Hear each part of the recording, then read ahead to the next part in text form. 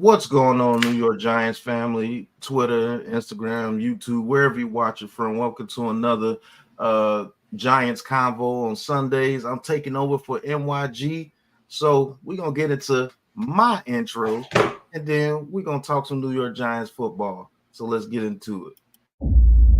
Welcome to New York Giants Full Access with Bigpatssportstalk, where you get the latest and realest Giants news and content. Don't forget to like, share, and subscribe.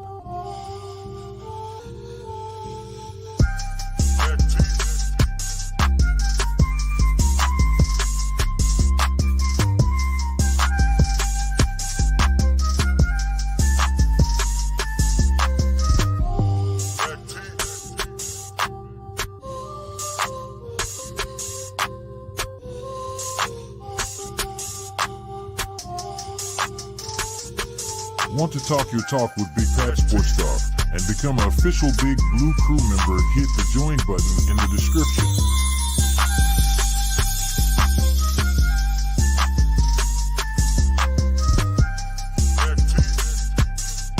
Wanna look fly? Is some Big Pat Sports Talk merch? Head over to the Big Pat Sports Shop and grab you some gear. The link is in the description.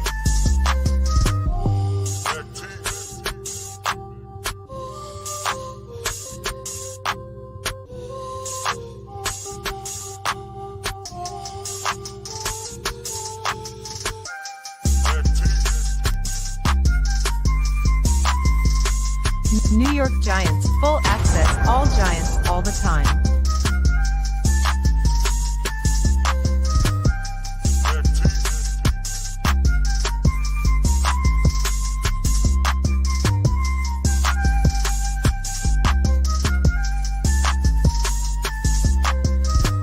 All right, Giants fans. New York Giants Full Access is now live. Enjoy the show. All right. Thank you guys for tuning in, man. Hit that like and subscribe button for Unpopular Opinion Sports, Big Pat Sports Talk, and Coach Ed Glad and his amazing world of sports. G Nation Inside Sports 2 for Big Lou and Classified 3F with Joe. Thank you guys for tuning in. So we had some fireworks at training camp today. Not so much good news on the injury side and some good news on the injury side. So first thing we're going to talk about was everything. Everybody was overreacting to the Malik Nabers injury scare today. He limped off the field. Looks like he had a little foot contusion, so it's a bruise. So they shut him down for the rest of practice. And you had people like Wesley Steinberg on Twitter, which I believe is a troll account, saying that the Giants season is over because Malik Nabers got hurt. But Malik Nabers is doing just fine. Tudo, what's going on, Tudo? And looks like it was just a foot bruise. He might have got stepped on catching that touchdown pass that he caught from DJ today. But, Coach, there's some more injury news, and there's some good injury news for the offensive line. Looks like JMS and Evan Neal are coming back. Evan Neal was activated off the PUP. They showed a little clip of him moving around. He's still moving a little gingerly, but got that ankle retaped, and he looked like he's doing individual work on the sidelines, him and JMS, and they should be ready here pretty soon, according to reports. So what's going on, Coach? What do you think about that? But before you say that, let me get to the chat real quick. Iman Perry says, hey, here we go, in my Dak Prescott voice. Yeah. Darren Gordon, he said, it's football, guys get injured. Seems to be an ankle, but he'll be okay. He's young. True. NYT, thank you for tuning in, man. Salute to you as well. 40 Luck. He says it didn't look bad. Just shut him down to week 1. No, it didn't look bad. He'll be playing in the next preseason game. It was not bad at all. It was just the end of practice. It was like, well, we're not going to risk him doing anything further. It's just the end of practice, so we'll sit him down. NYG in the building. Thank you for letting me take over the show for today. NYG may pop up for you guys. He's in the airport transit trying to get back home, but still getting the show done for you guys, man. That's commitment. Zach Attack, what's going on? Vinny G, what's going on, Vinny G? Good to see you, man. Hope all is well with you. Tudo, What's going on, Tudo? Hey, Drew Reviews. Hey, this is my guy off Twitter, man. This is the guy who actually gives me some of the things that I do as content-wise. He want me to put out for you guys, man. Definitely appreciate you, Drew. Man, keep doing your thing. Wells, what's going on, Wells?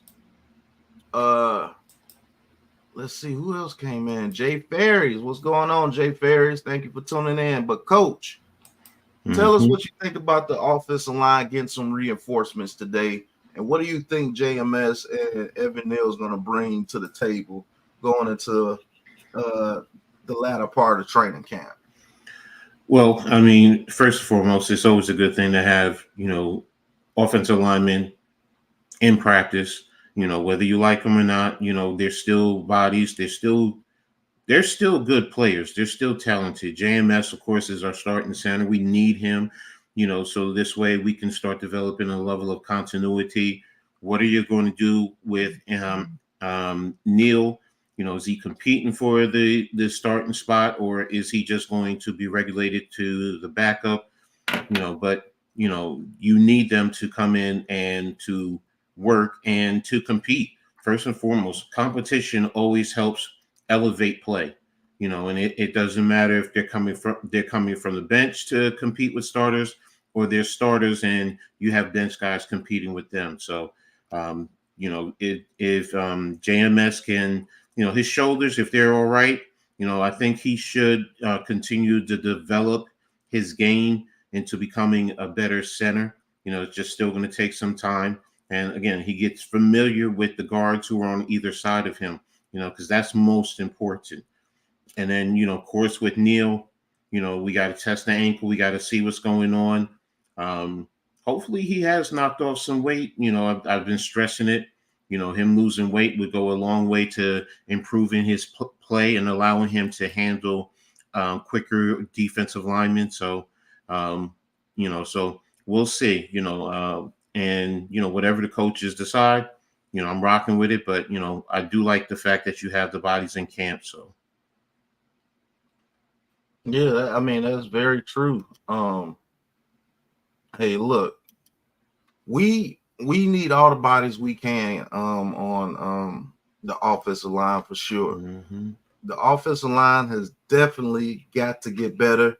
Although they showed a pretty good showing in that first preseason game, I will say the pockets look better than they have than the past 10 years, man. And it's been pretty cool, man. We'll see what Evan Neal has. He has been told that he will not be guaranteed the right tackle position. He will have to win that out over light-skinned Jermaine. And to be honest, I don't think that's a possibility this year unless he just comes in and just shows completely out. For now, he will be a first-round pick at a swing tackle position. And it's very good to have just in case an injury happens, he can come in, and maybe that's how he gets his job back. I don't know. But I do know it's a good thing that he's back practicing, because if he turns out to be what we want him to be, this offensive line will be very, very good in the future with two bookend tackles like Evan Neal and Andrew Thomas. But we'll see going forward. Now, JMS, we need him most definitely, because it seems like they don't have any faith in our backup centers, because they keep having Van Rotten playing center until he gets back.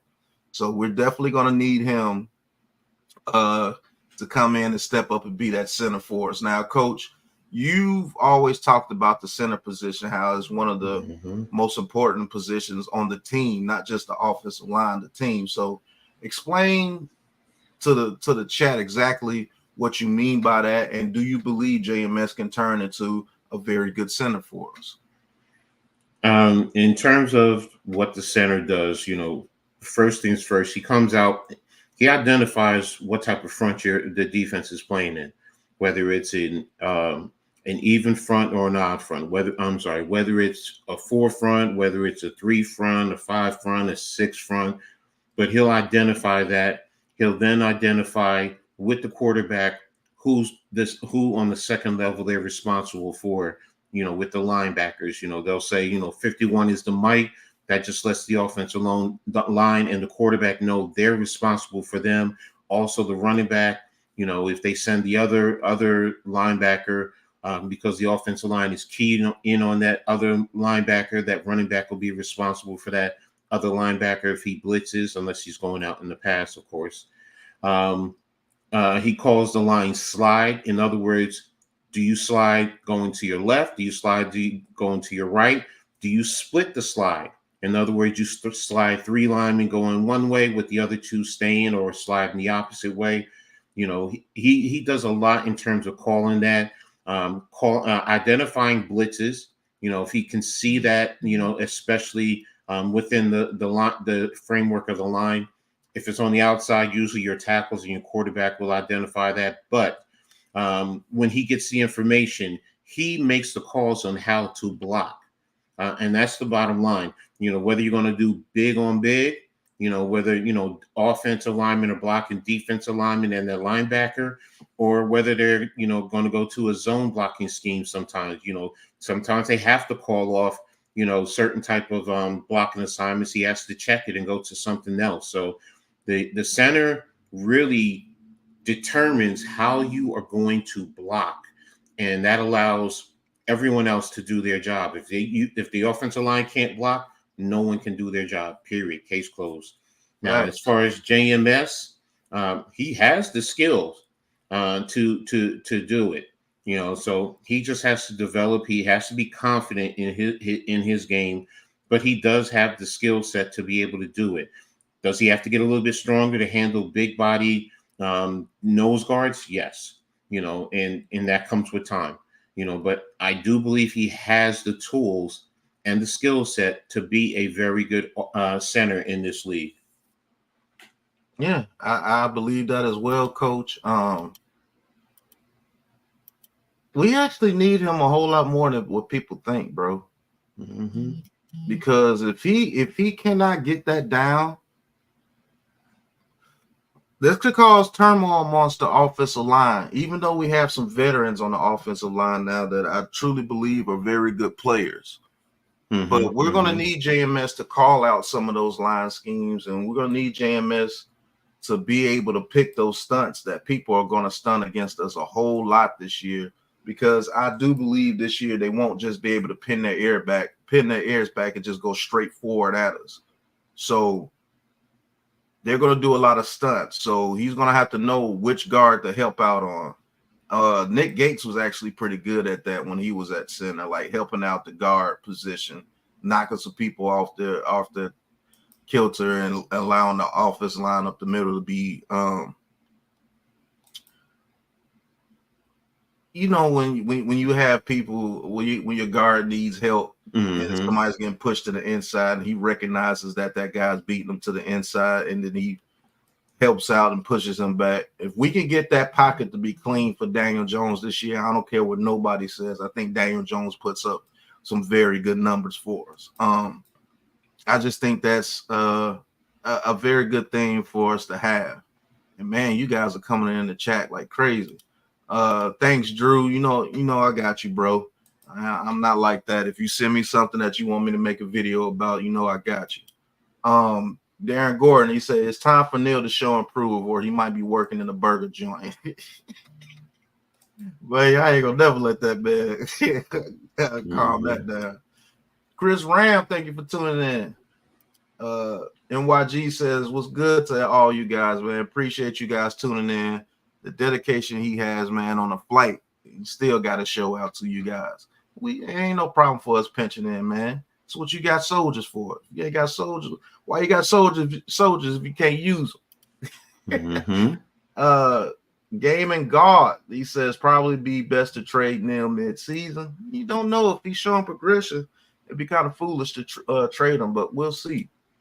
Heavyweight champion of the world. Woo! What's going on? Timothy, he says, will Evan Neal stay healthy all year and bounce back this season? That's what we're hoping, man. I'm hoping he bounces back. Mm-hmm. Game and guard, it says, we could get a second or a third out of it, because I feel like the Giants are done with him long term. Who knows? Mm-hmm. Nathan, thank you for tuning in. Nate, he says, more bodies to throw at the offensive line is a big plus. It's starting to show upside, especially for our running back committee. Playing looked really good in the preseason game 1 versus the Lions. Yes, it did, man. We're gonna speak about that in a second. Man Cave, what's going on, Man Cave? He said, "Yo, what's good, fellas? Smash that like button and subscribe button and share on all social media platforms. Appreciate it." Check your link, Man Cave. I sent you the link. NYG says Evan Neal is apparently willing to play guard now. If so, that's a huge game for us if he's willing to play guard. That's a huge game because he could be that guy that could slide in right behind Van Rotten after this season if they decide not to bring him back. Hey, Devin Elam, thank you for tuning in. He says hit that like button. Definitely. Gaming God says, Wade, we have no running backs that can pass protect either. All these guys are little running backs. You'll be surprised. Some of the best pass protectors were little guys.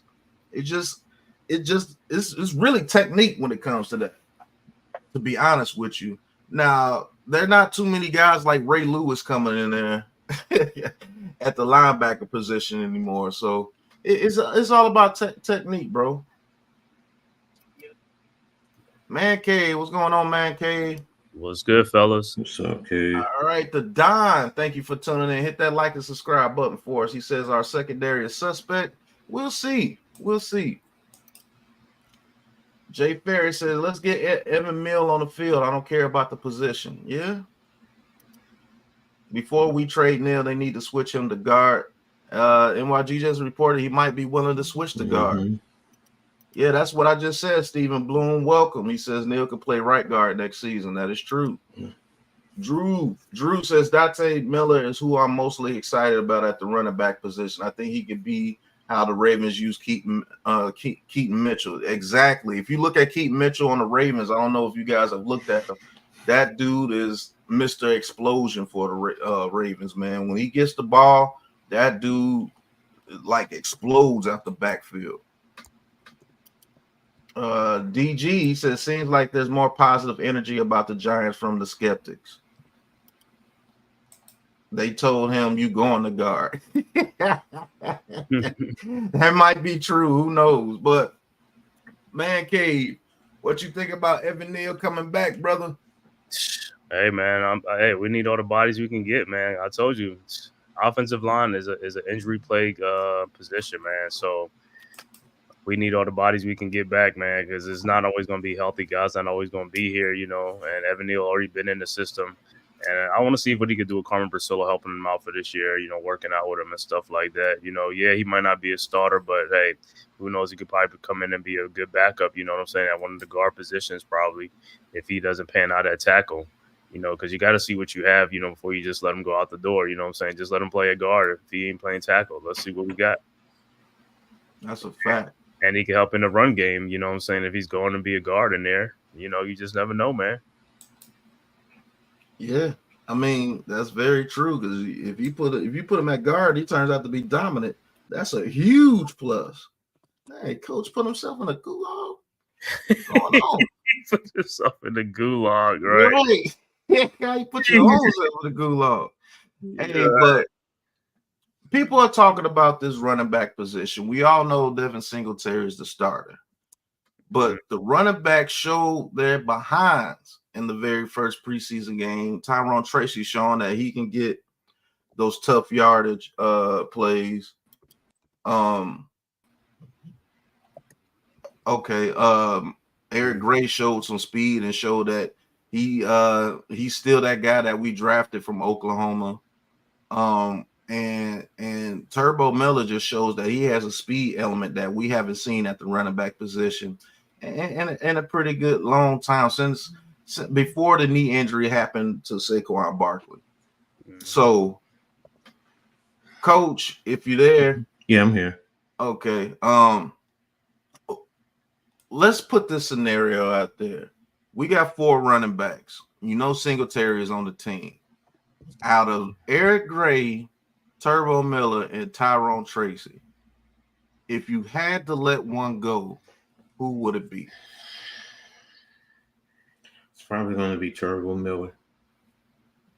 And it starts with the fact that the other 2 are their draft picks first and foremost. That, you know, and unless Turbo Miller just totally outplays the other 2, He's going to be the last man. He's going to be the first man to go. And, you know, Eric Gray also gives you a level of physicality. He has decent speed now. We just saw that on Thursday. You know, Tracy is a young developing player, so they don't want to let him go too quickly because, you know, he's still developing. So, you know, if you're going to let one go, if you have to let one go, it probably be and they're all even across the board. It's going to be Miller. Yeah, I understand that totally, man. K, what you think, bro? I ain't letting none of them go. I'll keep all four. You know what I'm saying? But I know if You had to let one go. you had to. Yeah, I know if you had to let one go. Me personally, I would keep Turbo Miller. I'll put Eric Gray on the practice squad because I think he could stay. He won't make it. He won't No, make he it. won't make it. No, I don't yeah. think any of those guys make it to the practice squad. No. I'm just saying, even if it don't, it's like, hey, I'd rather just keep Turbo Miller. He got that gear that we don't have on. You know what I'm saying? As far as the running back position. Yeah, Eric Gray, like I said, I like Eric Gray too, but like I said, Turbo Miller just got that extra gear, man, that you can always use. And the only other thing, if he could pick up blocks too and things like that, you know, that's another thing too. You gotta look like which one could pick up the blitzes and things like that, you know. So, man, I don't know too much if Eric Gray picks up blocks and things like that or Turbo Miller, you know what I'm saying? I have to see them in the game action to really, you know, see, you know what I'm saying? Like in a regular season game, because preseason and stuff like that, yeah, there's a little bit of competition, but the regular season is like when you really can see like if guys really pick up on, you know, their IQ and stuff like that, see what they, you know, can do. So I would keep Turbo Miller because of the extra gear. Man, this question here, that's why I asked this question, because this question is pretty tough, man. Because they all give you something different. You see what I'm saying? Like each guy gives you something different that is very good for your team. Turbo Miller, that speed element that he has, bro. Like if you have an offensive line that can create a hole, that dude's going to get major yardage for your team. And that's just a fact. Tyrone Tracy is a way tougher runner than I thought that he would be. And he's not undersized. I believe people call him undersized because you want him to be like a power type back. And if he was labeled a power back, yes, he would be undersized, but he's not an undersized back. And Eric Gray is showing that he has grown. Like he's shown that I don't know what it was last year. Well, really, he didn't get no reps last year. Right. So I really can't say that. He didn't get the reps last year to really show what he can do. But when he got the reps in this preseason game and they opened up a hole for him, boom, he was out of there. The thing I like about all the backs, though, most importantly that we have, is they're decisive. They don't sit back there and dance around and, you know, trying to always look for the explosive play. Take what the defense is giving you. The offensive line is giving you a small seam, attack it, take it. You don't know what happens. You can slip through and get to the second or third level, you know, or you know what, you're going to get some yardage, something, as opposed to losing negative yardage, you know. And I understand people love Saquon, and I get it, but one of the biggest issues with him is he was always dancing around back there trying to look for the explosive play, and at times he would cause us to lose yardage and put us in bad situations. You know, when you talk to running backs, you tell them, you know, get right to your offensive lineman, and once you see that hole, attack it.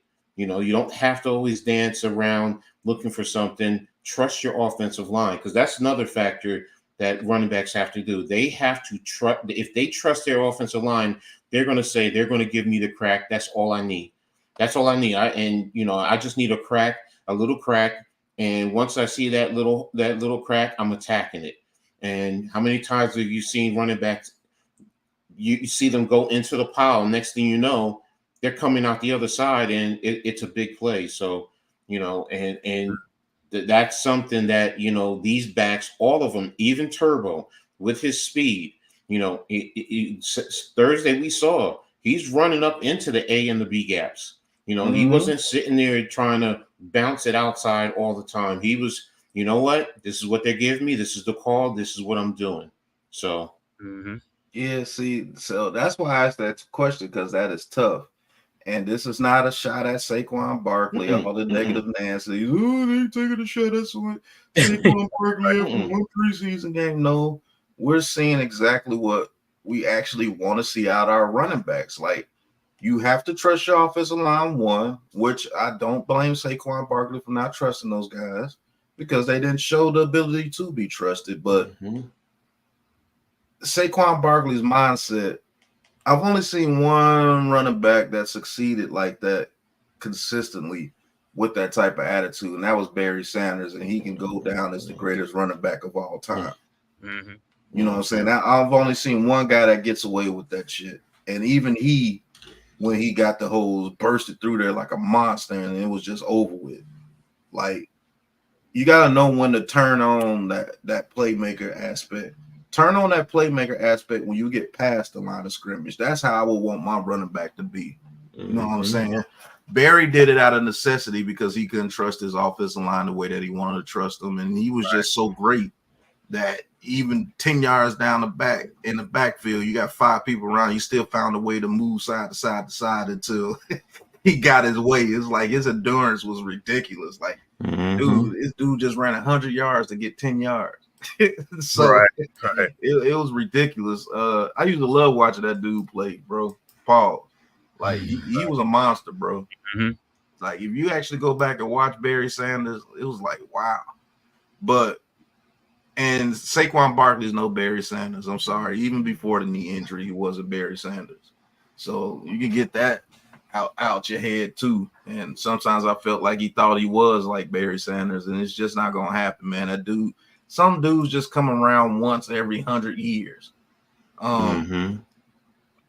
But I do believe I have a little bit more faith in this running game now. Like, if we have to get some grimy yards, I do believe that each one of our running backs can do it in their own special way, which could be absolutely deadly for teams because now you got to go against 3-4 different styles. You have to game plan for like 3-4 different styles because let's say you game plan for Singletary and Tracy, but they start bringing in Turbo Miller and you ain't game plan for them and you start getting gashed.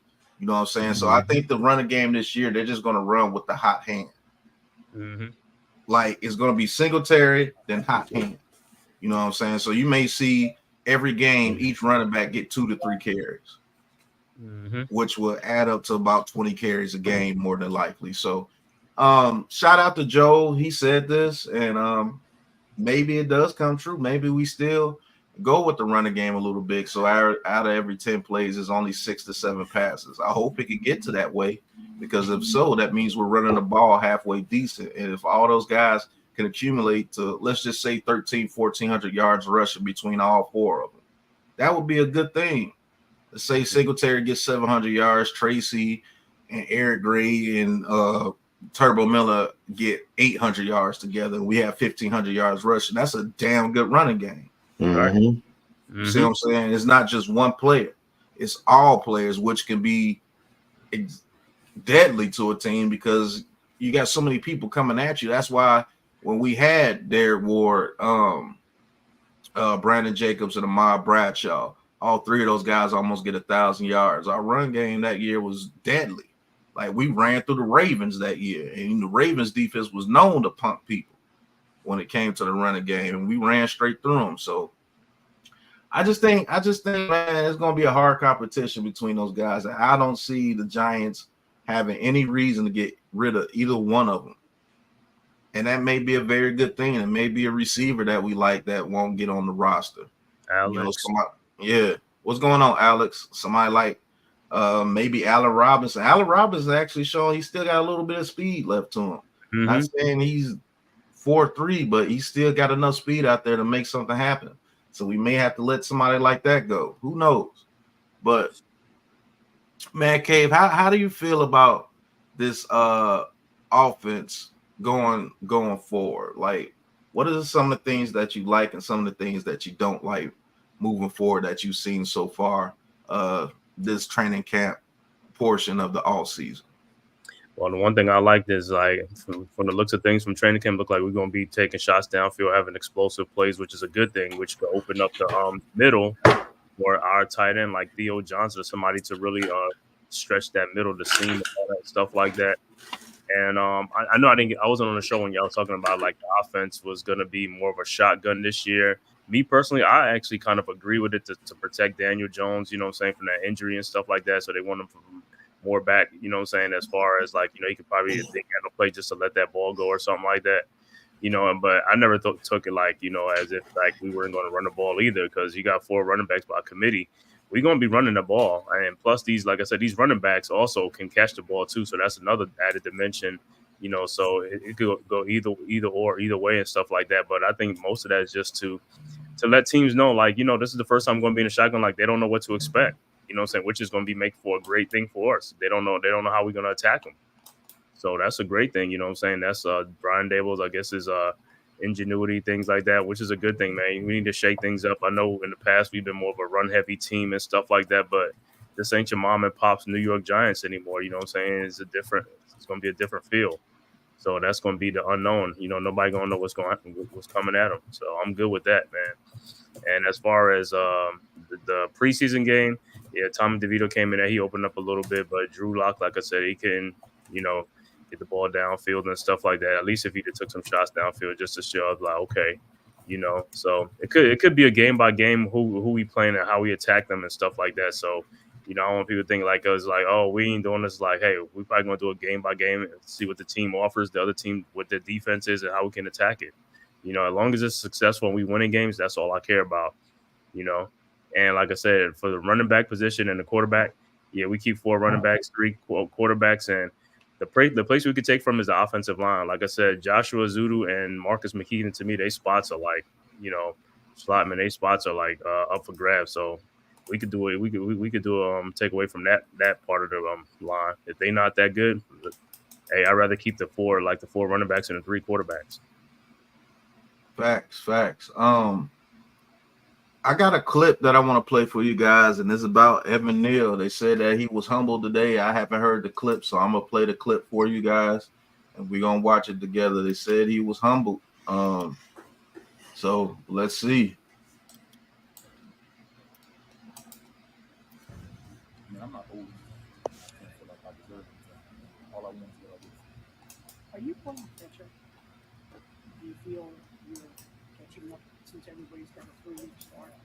I mean, that's not something that I think about, but that's not something that I can control. I can control like how I dress every day. Evan, was part of it in the rehab process that you'd feel good one day, but then the next day it didn't feel right, and you kind of rolled that roller coaster a little bit? Yeah, it's kind of tricky, especially with it, being a bone. Can't really do anything, to them other than just let it heal. So, some days I go out and feel really good, and other days, not as good. So, but I feel like I've been feeling as of lately, consistent enough to be able to go back out there and contribute to the team. So that's what I'm not. What happened in the spring? It looked like you were yeah, I mean, like I said, in the spring, it was one of those things, like, they decided to back off me because I was having more days where it wasn't feeling well than days when it was feeling good, so they just kind of decided to back off me. So I don't know. Yeah, the volume is low on there. Sometimes they have audio issues when they do those interviews. But basically what he was saying is that what we were talking about, it was a bone. So you can't really do anything to a bone to rehab it to get stronger. It just heals on its own. And he said during the spring, he was having too many days where it wasn't feeling well. And so they was like, okay, we're going to back off the rehab a little bit and just see how much the bone is going to heal. So people's bones heal differently. Some people heal like Wolverine, and some people heal like at a normal pace. So it's unfortunate for him that his bone wasn't healing the way as fast as he would want it to. But man, it seems like he's been humbled a little bit. And I don't know, Coach, does it seem like that's a good thing or a bad thing, reading his body language in the interview if you didn't hear it? I don't worry too much about the body language and all of that. Being humbled, sometimes we all need to be humbled, and it helps us be better people in whatever we need to do. So if he was too arrogant, then yeah, you need to be humble and you need to understand. And it also teaches you to respect the game. Any players who know me he will hear me say, respect the game, and that goes for fans too. Sometimes we got to respect the game. We look at players a little bit way too much, and we forget that they're human beings. And you know what? The opposition, whoever they're going up against, whether it's their teammates or another opponent, they're out there competing too. And sometimes you're going to get beat and you're going to get injured. And you know what? You need to take it back down a level and respect the game and respect the opposition and just work. And sometimes, as a coach said to me one time, just shut your damn mouth and go out there and play. Mm-hmm. Yeah, that's a fact. Let's see. There's another little clip that I want to see. Is Brian Daboll speaking about the running backs from the preseason game. Let's see what he has to say about the running backs. And with your running backs, what did you see from those three guys? I'm talking about the main three guys that carried the ball: Tyrone, Tracy, Eric Gray, and Turbo. Yeah, I thought they were decisive. I thought there wasn't a lot of stutter stepping. I thought they were hitting the hole with good vision. They ran in space. Gray had a nice catch there from Tommy. Was it perfect? It wasn't perfect, but there were most of the time they were going forward. They ran hard. They got their pads down. They did a nice job for the first game. So it looks like Coach knows what he's talking about. Mm-hmm. I think he said word for word what Coach said. Coach Daboll said, he said, hey, look, they were decisive. They hit the hole. They put their pads down, and they got the yardage that they were supposed to get. So I keep trying to tell you guys, hey, look, we kind of know what we're talking about a little bit. And that just goes to show you that some of the same things that the New York Giants coaches are seeing, we're seeing. And that's a very good thing, man. And this running back position, bro, I thought the receiver room was going to have major competition. Mm-hmm. This running back room is going to have major competition because there's not a lot of carries to go around on this team.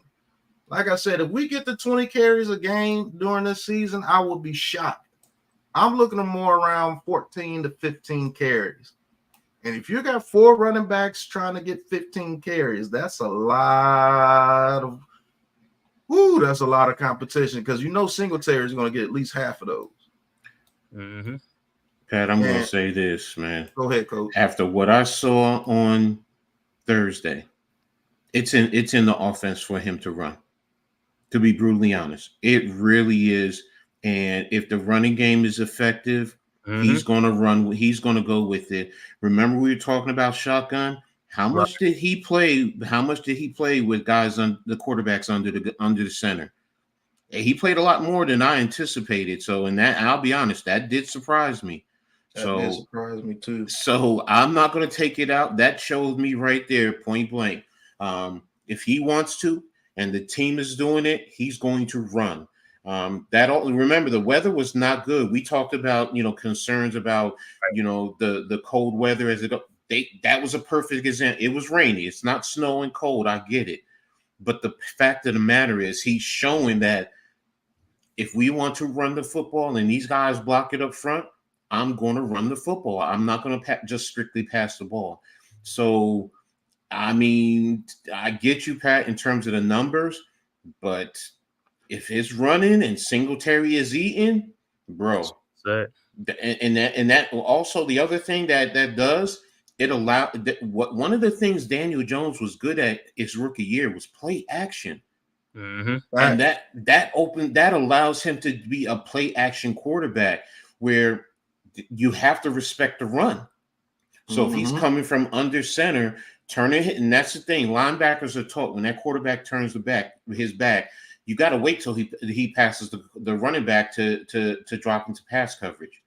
So if he does play action that keeps the linebackers close to the line of scrimmage, you open up the intermediate to the deep levels as long as the quarterback turns around and can find them and get them the ball. So I think the running game is going to be a lot more prevalent than we initially thought.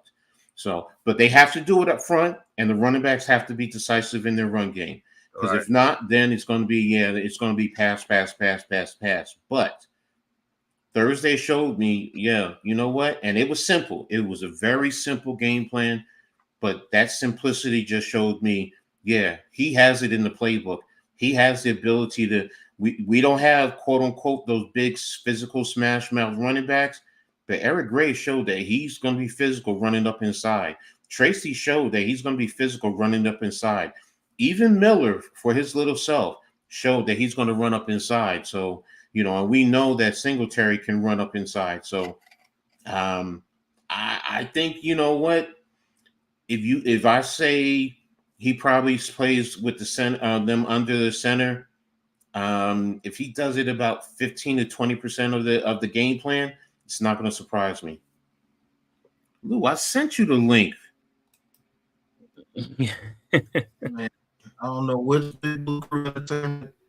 No, it didn't. No, I'm sorry, Lou. It didn't go through for some reason. It's on me. Sorry. I agree. Say I sent it again, but I just sent it to him. Yeah, I sent it. What it was, I didn't hit send. That's on me. I'm the dumb, Lou. but go ahead, Pat. You got it. Yeah, this comment for Born for Sports. Hit that like and subscribe button for us. Born for Sports. He says, I agree. Competition at running back room is a great thing. Bring out the best in each other. Love Tracy's skill set, and Gray looks better. However, offensive strength is the receiving room. It's sink or swim for DJ. That's a fact.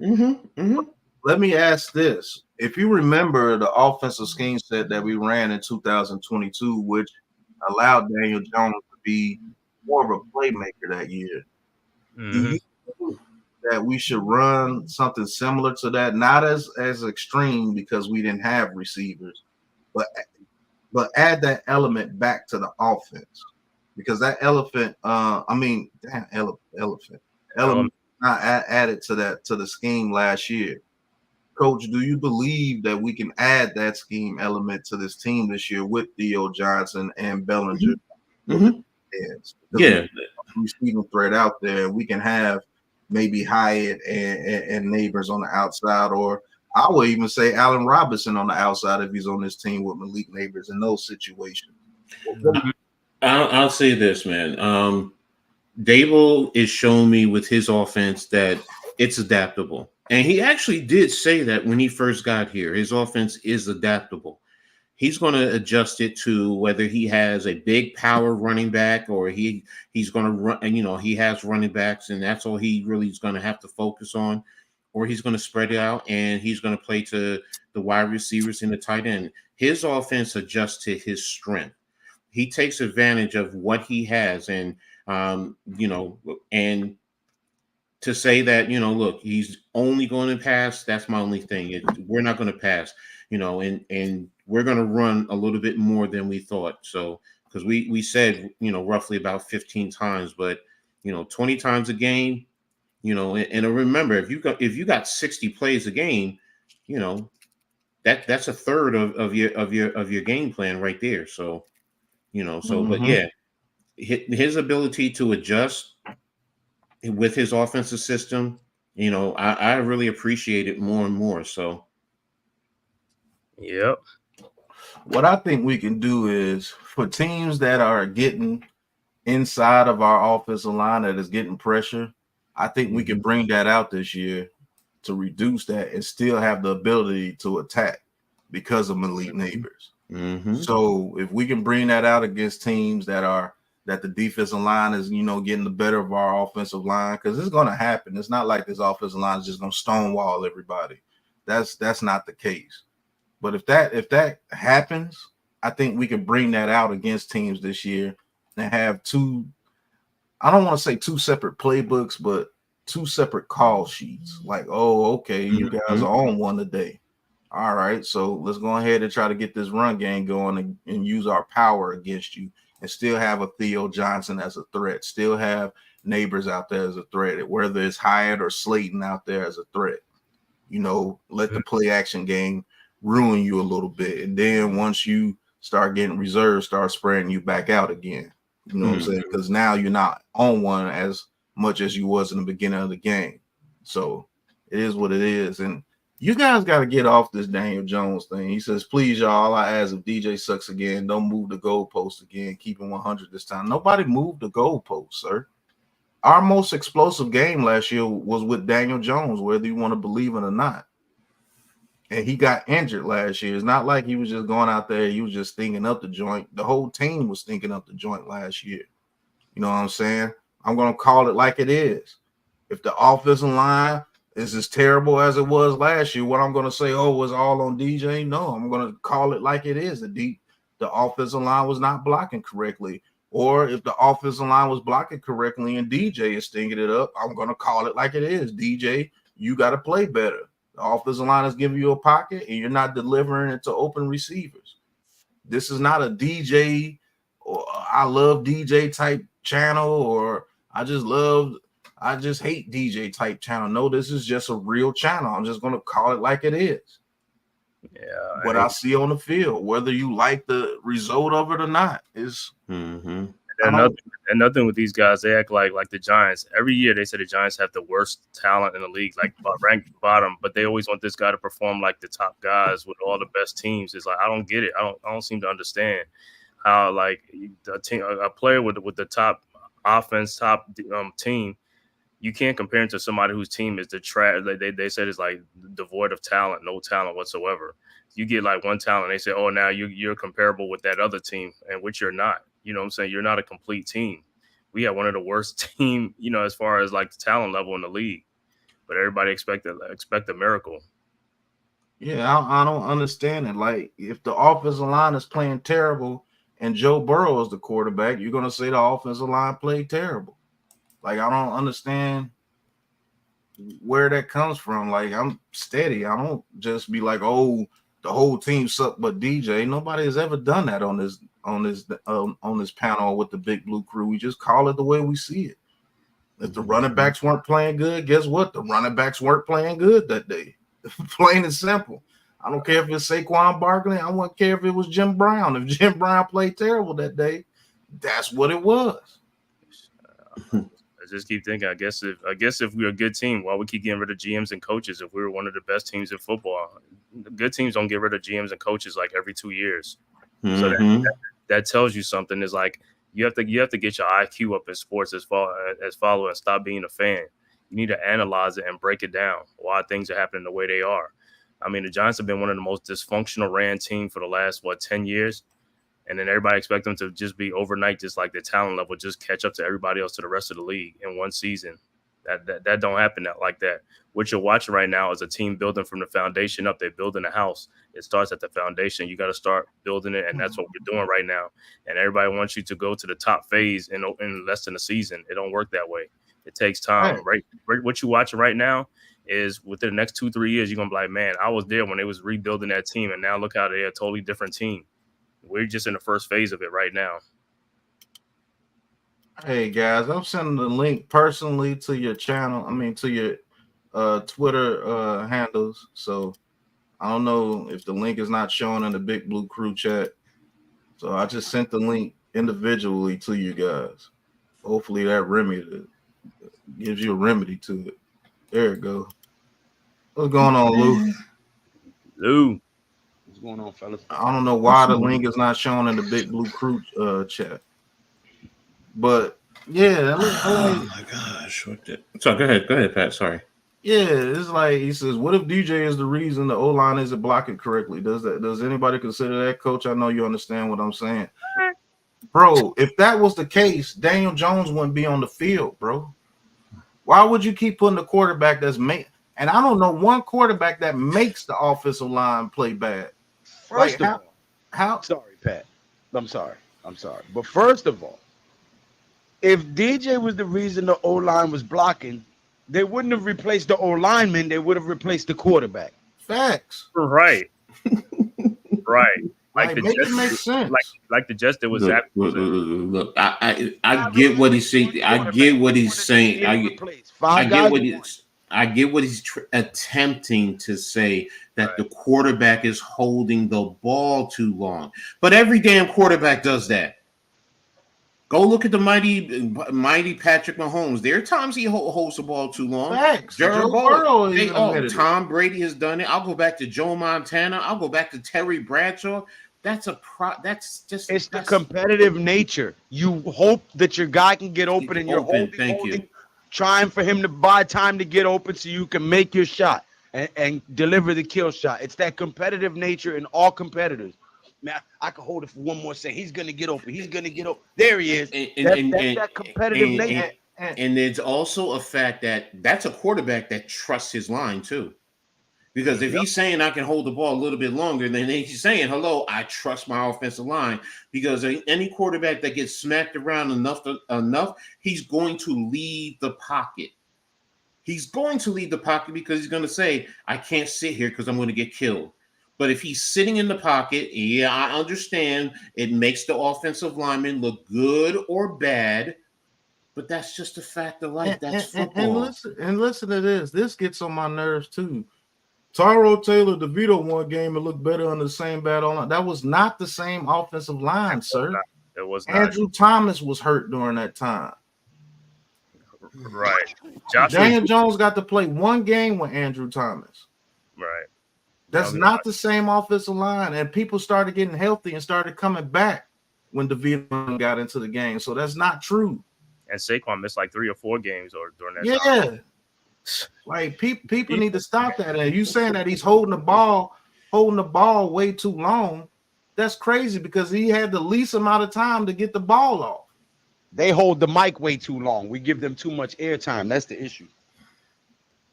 So how can you hold the ball too long? But as soon as you call hike and defensive teams are in the backfield within less than a second, what are your offensive linemen doing? They're doing nothing. They wasn't even being competitive. 85 sacks last year is just like it's terrible, bro. That's unacceptable. What in the world? Huh? Hey, look, I'm gonna start mute you myself. He's doing this method, man. Right. Got running water and everything. Miz. But, what's going on, Miz? Like, it's crazy to see how many people really don't care about the actual factuals. They just say things just to throw it out there. Fucking internet. You see those guys right there? 2024, 2025 Mine's working, man. Champions. Those guys right there. Book it. No, they had a no, sir. Andrew Thomas was not there when DJ played. Andrew Thomas came back when DeVito and Tyrod Taylor were playing. And Justin Pugh was added too because Justin Pugh wasn't there. Yeah, Justin Pugh wasn't even there. I wish we had the call-in thing so you can call in, Gaming God, because you no, but just ask them. So while we constantly rank like 30-something in offensive line, if you're constantly ranked on the bottom of the offensive line, how can your offensive line be good or something? Your offensive line stinks. That means they're terrible. Why do we give up 85 sacks when they came in there? We were only at 30 and they still got 50 more sacks. Is better than what we had out there. We had Azudu and Marcus McKeithen playing that tackle when Daniel Jones was playing. And Justin Pugh was communicating with the offensive line, something like some of them other guys wasn't doing good. You know what I'm saying? We got Phillips back. We got Bredesen back. We got Andrew Thomas back. And JMS back when they started playing. What's moving the goalpost, sir? That's a fact. All 4 of those guys came back when they started playing, sir.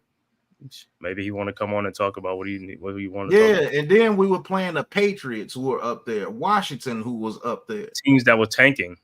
Yeah, the best team we beat that those games was the Packers, and people forget that the defense was averaging 4 fucking turnovers a game when they were playing.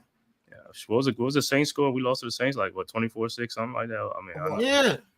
When we didn't get those turnovers against the Saints, we got blew out.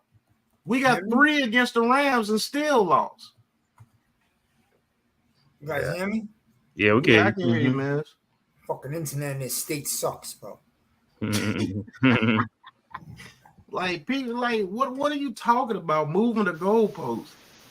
Look who made a guest appearance to tell you that your comment makes no sense. Where are his trousers? Sir, trousers? You don't wear trousers on your chest. You wear trousers on your pants. Oh, on your okay. Well, you can wear some overalls. Just because I live in North Carolina don't mean I'm from here. We don't do overalls where I'm from. I'm from the Bronx. You from no Cackalack, boy. Stop it now. Stop it now. Hey, that sounded real good, Coach. You sounded like one of these dudes down there. I got family in North Carolina. Trust me. All right. Yeah, I got family in North Carolina too. Hell, I was living in North Carolina when I was young. They talk just like that. Now, why are you going down there, boy? Wow. Too many people think because they're good at men. Now they're okay. The same offensive line, but we had 4 different starters amongst the offensive line when they were playing. But it was the same offensive line. I got you. Yo, these guys is mad annoying, bro. I try to be cool with the space guys. You know, they like me. I went in there yesterday. I fucking exploded. Like, yo, we didn't get to the season and already, did you see that pass by Jaden? I told you we fucked up. I'm like, bro, he's throwing the ball against third stringers, my man. I can't even have arguments with people no more. They make no sense at all. It's like, yeah, did you see JJ McCarthy? He threw 2 touchdowns. Okay, it was in the preseason. McCarthy, look at McCarthy. That's going to get Joe Schoen fired. I said I highly doubt that. That's crazy. Everybody else's preseason matters but ours. If we do something good in the preseason, it don't matter. I said, yo, Jay-Lay. Y'all don't appreciate Daniel Jones by watching Locke? That guy is ass. Cheeks. Oh, man. If that guy comes on the field this year, my TV power off. I'm out. You lose. Yeah, see that, Lou? The hate. It's unbelievable, the hate.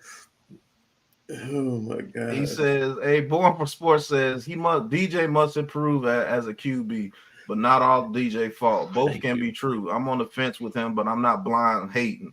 O-line 85 sacks was hot garbage and receiver core subpar. Fans have to be realistic. That's all I ask. Nah, they don't want to. They don't want to. For Sports, thank you for speaking logic, because a lot of these dudes don't get it. Shout out to Born for Sports, man. He down on TP way, the Giants. Hey, I put the link in the chat for you, Jay-Lay. Only Jay-Lay. Only Jay-Lay. I just had a bad experience. I'm sorry. I guess that's what it was. I had a real bad experience. Well, hey, Coach, do what I do. Listen, if I put the link in the chat and more than one person shows up, I'll leave their ass backstage. I didn't invite you. True. That's fair. All day like this. I'm too. I admit it. Like I said, I learned the hard way. So, you won't be getting me like that. Well, I'll let your ass sit backstage the whole day. You be in the green room. It's just I don't understand it. It's like people, they played behind the same offensive line. You really think Tommy DeVito would have did what he did last year, which wasn't super great, but you really think he would have did what he did last year behind the offensive line Daniel Jones was playing with last year? Is you crazy? With Azudu at left tackle. Yeah, Azudu at left tackle, McKeithen at right tackle. I don't even remember who the guards in the center were. All he has to do is go back and look at the games in the games that Tommy DeVito played. Look at the starting offensive line and linemen that play. You could go there and see for yourself who was playing. When you literally had linemen getting 5 PFF rankings, 5, not 50, 5. That's what he was playing behind. Yeah, Michael Penix. I told people if you block for Michael Penix, he's going to be the best quarterback in the draft. Please don't get me started on Penix. Please don't get me started on Penix. Y'all know me with Penix. Yeah, Michael Penix is going to be nice. As long as they block for him, he's going to be good. I told people that he reads the field just like a pro already. And he was doing that in college. I've been told people that if he goes to a place where they block for him, he's going to be an absolute problem because he can deliver that ball with the best of them. Pause. Like, yeah, the Falcons will be good if they put him in there.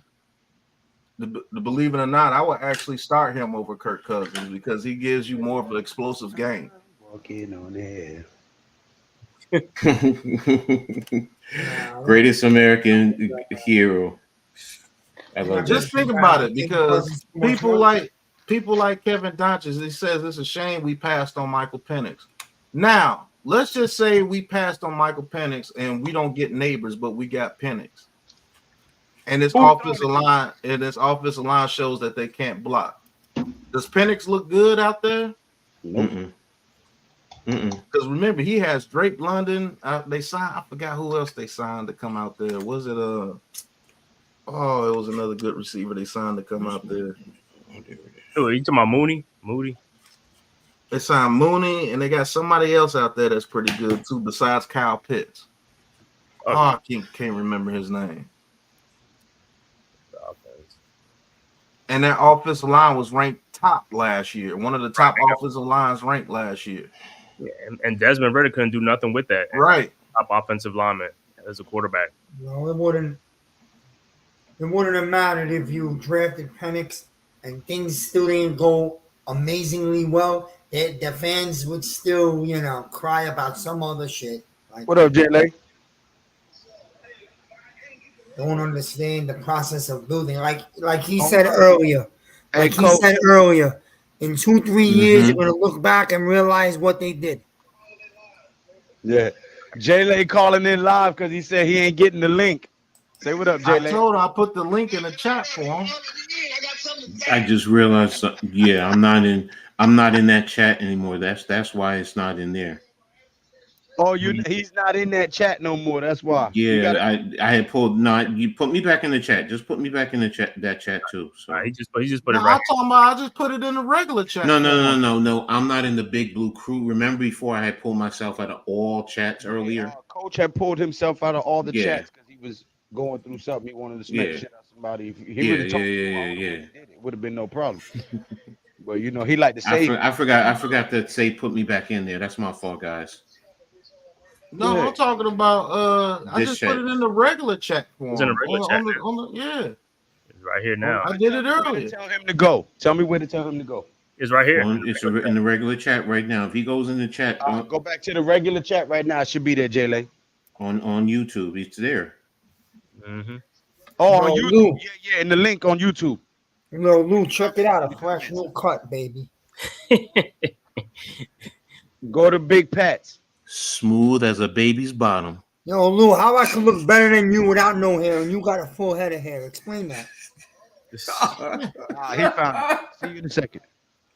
Oh my gosh, y'all are stupid. Man. All right. While we waiting for J-Lay, because it seems that he's not looking in the right chat to get the link. I was having a hard time finding a 2-pack. Pause. We're gonna listen to our offensive line coach talk about the offensive line performance. In the preseason game. Oh, I thought you were talking about me. Man, what the hell? But Dable and Shane were both pretty clear that they wanted an early 5 to gel together, and you obviously haven't had that with Schmitz out for a while, Van Roten being signed. How do you adjust to that? I think, firstly, you're correct that you'd like to have your group, but it's the NFL. I think if you can get your top 7 or 8 working together, that's probably the best you can do in this league, no matter what injuries are a result.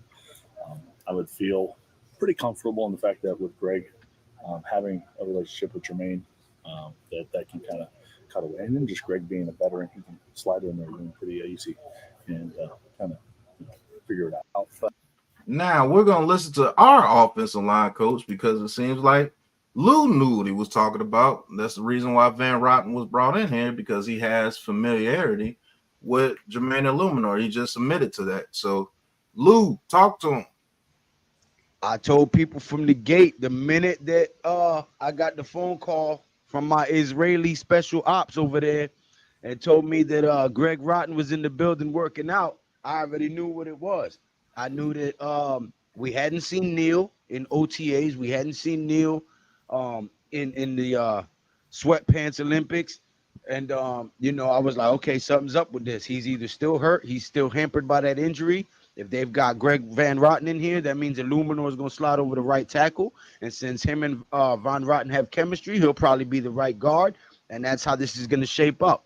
And we called in on the Big Blue Kickoff Live, and I mentioned it, and they said that I was a little bit ahead of them, that they hadn't heard nothing yet. But seems that your boy Lou be right, man.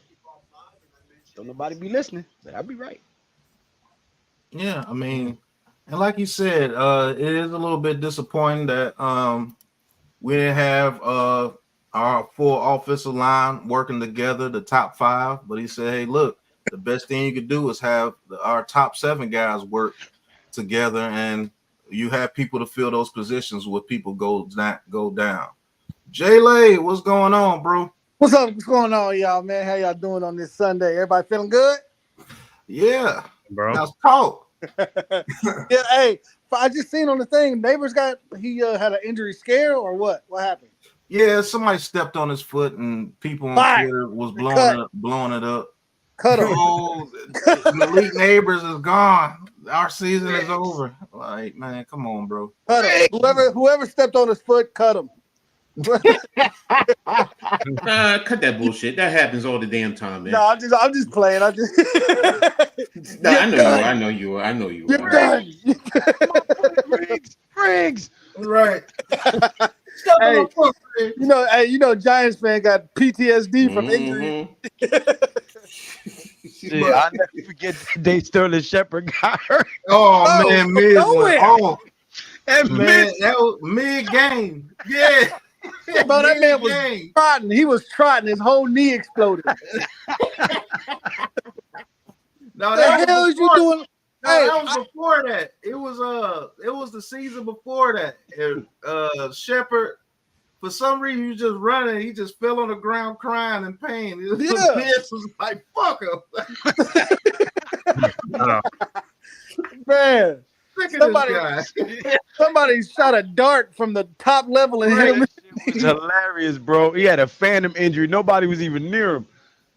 Hey, no, wait, hold on. This isn't no Giant stuff, but y'all remember the dude from this is the funniest. It ain't funny when people get injured, but the most unnecessary, funniest injury is when it was like a defensive lineman from the Titans, like a few years back. He got a sack and then jumped up in the air and did that. Oh, no, you talking about Steve and then his knee popped. Yeah, you talking about Steven Tulloch when he was playing for the Lions. And he did the Wolverine celebration and he tore his whole knee. That shit was hilarious. That was almost like Martin Gramatica celebrating after a field goal and he tore his ACL. That was hilarious. Idiot. Act like you've been there. That's what my coach always used to tell me. Act like you've been there. That's why Barry Sanders always didn't celebrate. Just go give the football to the referee. And just go right to the sideline. Shook the referee's hand and trotted off.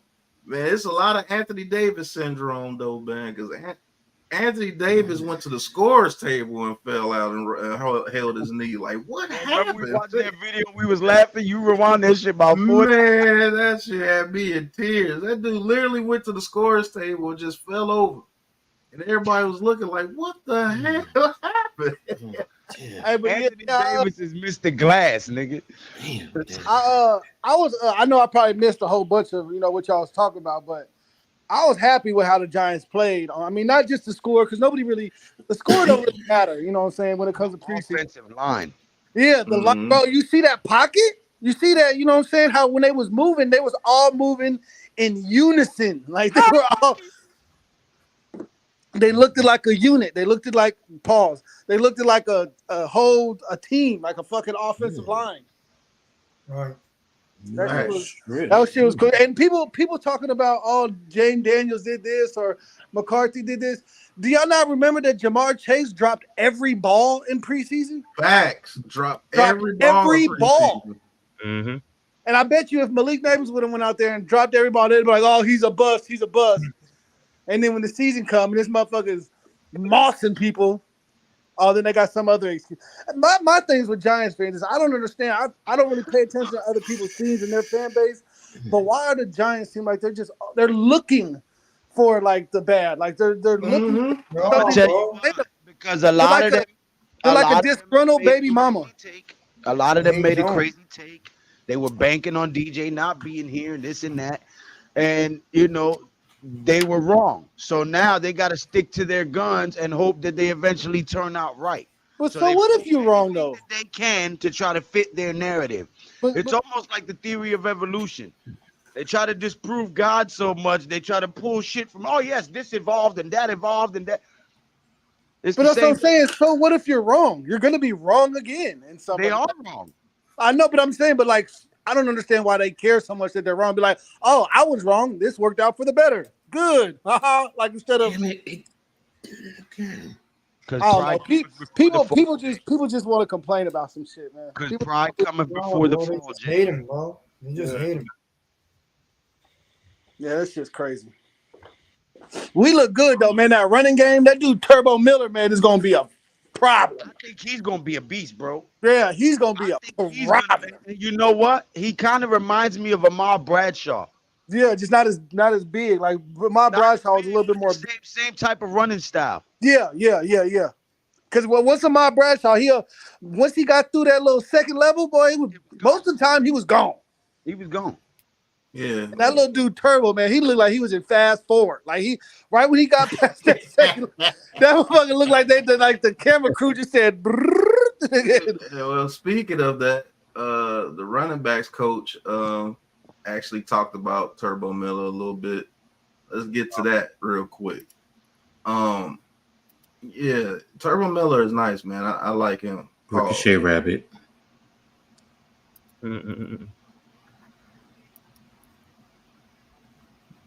Acting out of him throughout camp. He's had a very, very productive camp. The trait that he has that the others in the room don't necessarily have is the just pure speed, the Tesla start, so to speak. He can get from 0 to 80 just like that. Yeah, I mean, his speed is shown. Like he does have a different speed element than the other guys on this team. And Parks, I actually agree with you here. I think Eric Gray reminds me of Bradshaw more than what Turbo Miller does as far as the style of running. It's just that Turbo Miller, man, if you had to release a running back, it would be him because he just brings like the speed element. But the more carries you give him, I think he will show you that he's more of a complete back than you thought. But if it was today and they had to release somebody, it probably would be Turbo Miller, unfortunately. I think he got good long-term vision too, though. He got good vision in the backfield. That motherfucker. I mean, he's little, but he's little, but he still falls forward. You know what I'm saying? Like he's not like some little dude that's just getting picked up and moved backwards. Like he either like shimmies his way forward or what, but he Saquon. Now I'm not just saying this because Saquon's gone, but everybody know that Saquon ran east to west and then would go up and off from behind. You know, so Dabo mentioned it earlier on the. I played his interview earlier. He mentioned that he was like, "Hey, nobody danced in the backfield. Everybody took what they're supposed to get on those runs. So if you get a 6 to 7 yard run, that's a great thing. It's better than losing 2 yards trying to get 80. You know what I'm saying? So Saquon Barkley is a good back. He will do very good with the Eagles, whether if you like that or not. He will do good with the Eagles as long as that offensive line blocks. If they gave him the same holes that Swift was getting, he will have a really good season. But that's no shot at the Giants just because he has a good season. He got behind a good offensive line. I think maybe. My bad. Go ahead, J-Lay. No, my bad. I was just gonna say that I think that's another reason why he featured the run game so much. Not because of Saquon Barkley, but just to be like, motherfucker, we could still run the ball. Just because Saquon gone don't mean that we can't run no more. Yeah. And NYB, I'm not saying that he is Bradshaw. I was just say if you compare him to anybody that's a giant, Bradshaw would be the guy that you compare him to because of similar body styles, and he has a similar running style to him too. Yeah, to be honest with you, but Ahmad Bradshaw was a different breed, so no way I'm saying Eric Gray is Ahmad Bradshaw. Derrick Henry is not even Ahmad Bradshaw. I mean, not even Brandon Jacobs. Brandon Jacobs was a freak of nature as well. Yeah, like you're not gonna find so many guys like him either. Yeah. Yeah, facts, Iman Perry. Thank you. There's life after Saquon. There's life after any giant. Yeah, man. Just like I said with Turbo, that's the type of running back you need in the fourth quarter, man. When the defense is worn down on the other team, that's what you need in the fourth quarter, man, to just like break games open, man. You need that. Because that's what Bradshaw did. It was in the fourth quarter, and y'all gave up a big hole.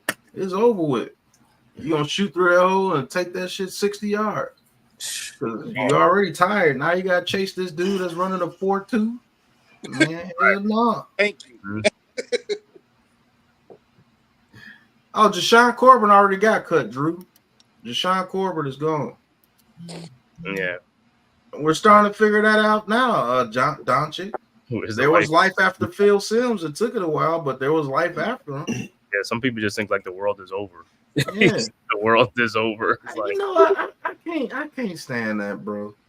No, where's the life after Eli? It took us a while to get back to the Super Bowl after Phil Simms, didn't it? Right. So what are you talking about? There's life after every football player. Did the Giants franchise go underwater? So what? It took us over 10 years to get back to the Super Bowl after Phil Simms retired, if I'm not mistaken. He's talking about DJ. It's year 6 for DJ. Yeah. But DJ, he's Shit, had for the Cowboys, it's year 30. Right. What are you talking about? And they had talent, offensive. They had everything on both sides of the ball, and they couldn't deliver a championship. Could not deliver a championship, bro. The Cowboys haven't got to a championship after Troy Aikman. After 95, bro. It is now 2024. Oh, but they got Dak Prescott, but Dak's been doing real good. He just can't win.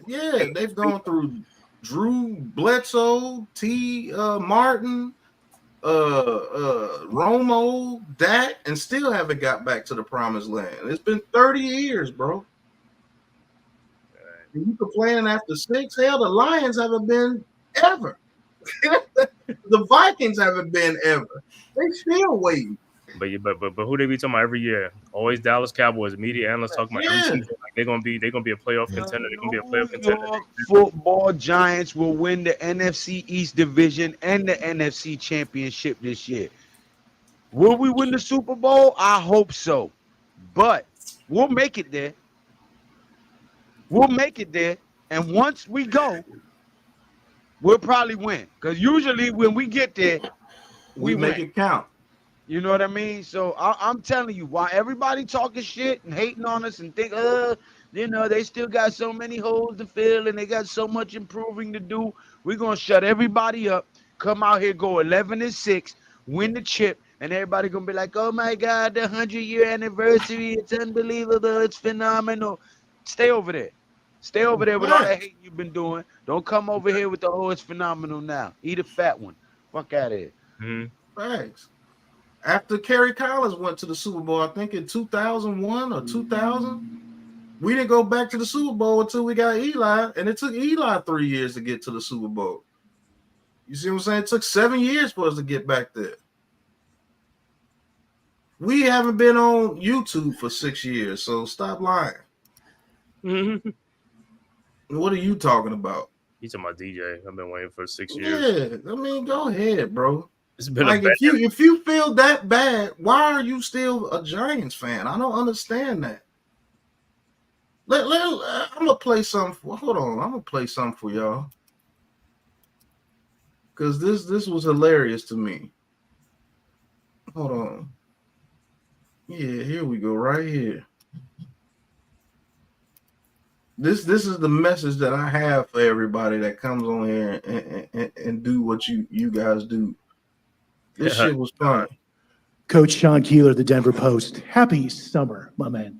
You don't like us, man. Why do you do this to yourself? Mm-hmm. You don't like us. Mark likes me, by the way. Yeah, Mark said he likes me. No, so but that's you one. don't. Why do you do this though? No, sorry. Two-parter if I could. No, I'm serious. Why do question. you do this? Like, you know you don't. Like, why do you do this? No, it's not about that. Football question. Football No, question. why do you do this? Like, it would be hard for me to really engage in someone I don't like or something I don't like. I'm just asking why. Like, why? Gotta pay. What the bills, did I do? You didn't do anything. It's not about that. This is But a football why? question. I'm asking you why. Yeah, you can answer, but that's Okay, not answer your me. business. What? Yeah. Because you want me to answer you. So Yeah, you okay, answer. that's fine. That's fair. Why? Why? Because I have Give me questions. your why. What's your why? What do you want to know? Why do you always on attack? Like, what did we do? Where am I on attack today? Where am I on attack? Yeah, I'm not gonna give you opportunities to be on attack.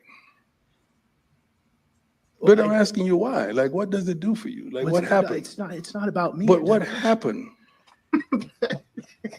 to get you like this? It's a good question. No, I'm serious. Because I want to help. No, I'm serious. I want to help. Because it's not normal. We can talk about that. We can talk about that. Okay. Can I ask you a football question? No, Seriously. No, we'll talk about that. When we talk about that, I talk about that with you. Can we ask you a football question, please? When I talk about that, we talk about that. We can talk about that. Facts. It's like, why are you like this? Did y'all get that? What happened? What's wrong with you? I want to help. Like, why are you like this? Somebody hurt you. So it's okay. Help me help you. Like, that's crazy. Like, why are you like this, bro? Like, what happened? And that's the same exact reaction that I would have to you. What happened? What made you like this? That shit was hilarious. I said, that's the exact same shit we go through. Like, you know you don't like us, man. Why do you keep doing this? I have a hard time interacting with something that I don't like, or somebody I don't like. Like, why are you doing this? That really is one of my biggest difficulties in life. Like playing nice when I don't like somebody. I'm still struggling. I can't do that shit at all. No, yeah, I'm still struggling. I cannot do it at all. If I don't like you, it is evident on my face. On my face. Right. The words that come out of my mouth can be pleasant and civil, but my face tells it all. I can't even do that. The minute I see you and my face shows that I don't like you, everybody knows. And I'm not going to attempt to hide it. That's not. I don't wear a mask for nobody, including COVID. I don't wear masks. Not even on Halloween? No. I got one face all day, 24/7, 365. This is me. This is who I am everywhere I go, whether I'm in court, whether I'm at my in-laws' house, whether You I'm an ugly motherfucker. That's what you are. Hey, Lou was Lou for Halloween. Nigga. Lou was Lou when he was growing up for Halloween. He said, "Don't give me no candy, motherfucker." Yo, seeing that, man, I cried, laugh. I was like, you know, that's the exact same shit we go through. Like, man, why are you coming over here? You don't like them, bro. Why are you even here? Yeah, that shit crazy. He said, and the thing he said exactly what I be saying, man. That's not normal. Like, what are you getting out of this? He said, "What's it do for you?" Right. What happened? I don't understand it, bro. I don't understand If the Giants make you that sad and that mad and that hateful, why do you keep interacting? That doesn't make any type of sense, bro. Right. I got too many. My kids' clothes are fucking everywhere. Hey, yeah, man. Good Man, play. I can't wait to see Jay when he get older. That dude gonna have straight white beaters on. Oh man! Anything I wear a tank top underneath it. Me too. How I was, bro. Undershirt for a reason. Yeah. I mean, but I'll still wear your overshirt. Like I'll go to the gas station or like to the grocery store. No, don't. I'll still have a tank top on. It's supposed to, but it don't make you. Not my fat ass. Not my fat ass. Yo, That's why I don't wear them no more. My fat ass used to sweat like a bug. You muted NYG. Yeah, no, man. It's hot. It's hot in here. What's going on? NYG tapping in from the morgue. from the airport. Right. Oh, yeah, all that nasty ass barbecue. Hey,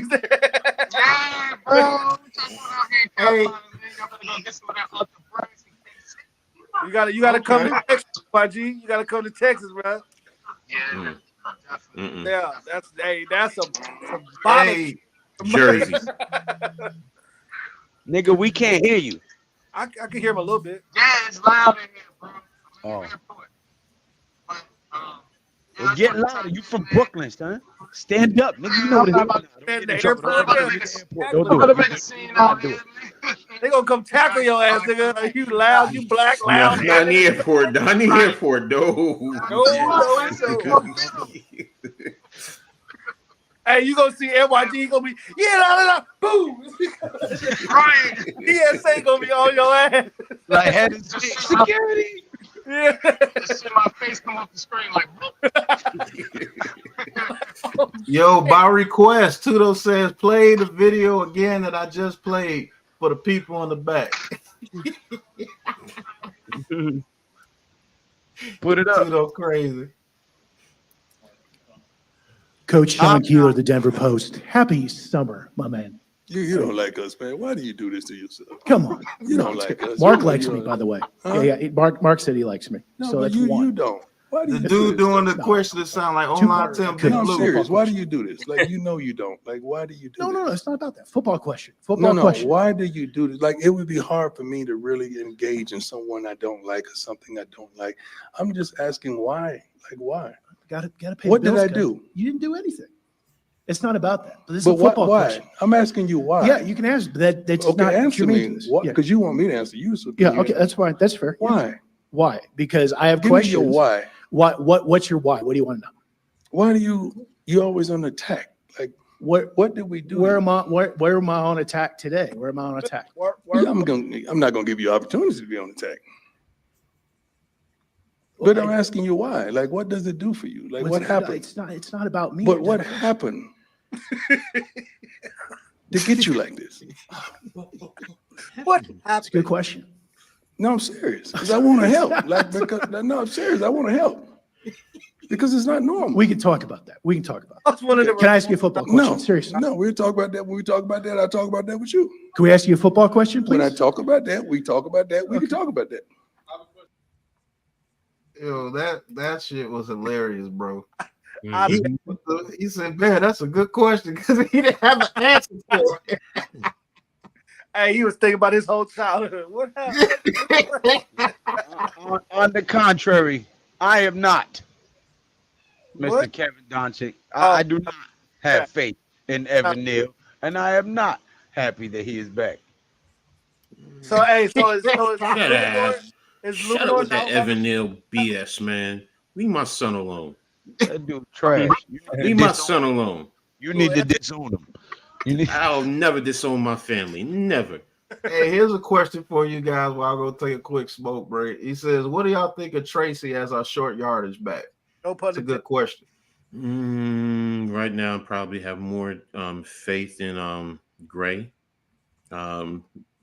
Tracy is still developing as a running back, so he still has to. I mean, I'm not saying he doesn't have the size for it right now, but he still has to. He's still developing as a running back. He's only been playing running back 2 years, so he was always a wide receiver. So Tracy is decisive. He can get small as well as get skinny into the running lane. So right now, I would trust him a little bit more. I'm not saying Tracy can't develop. He definitely can develop. But right now, I would go with Gray first over him.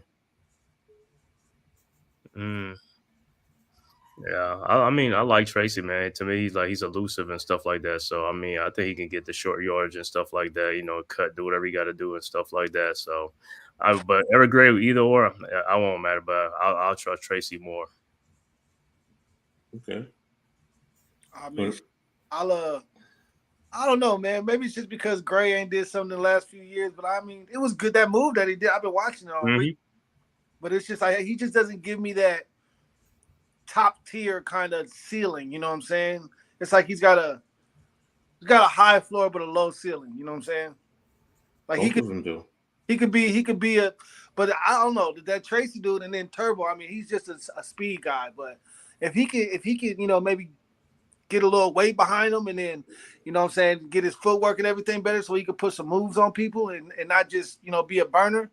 That dude could be, because I like running backs that fall forward.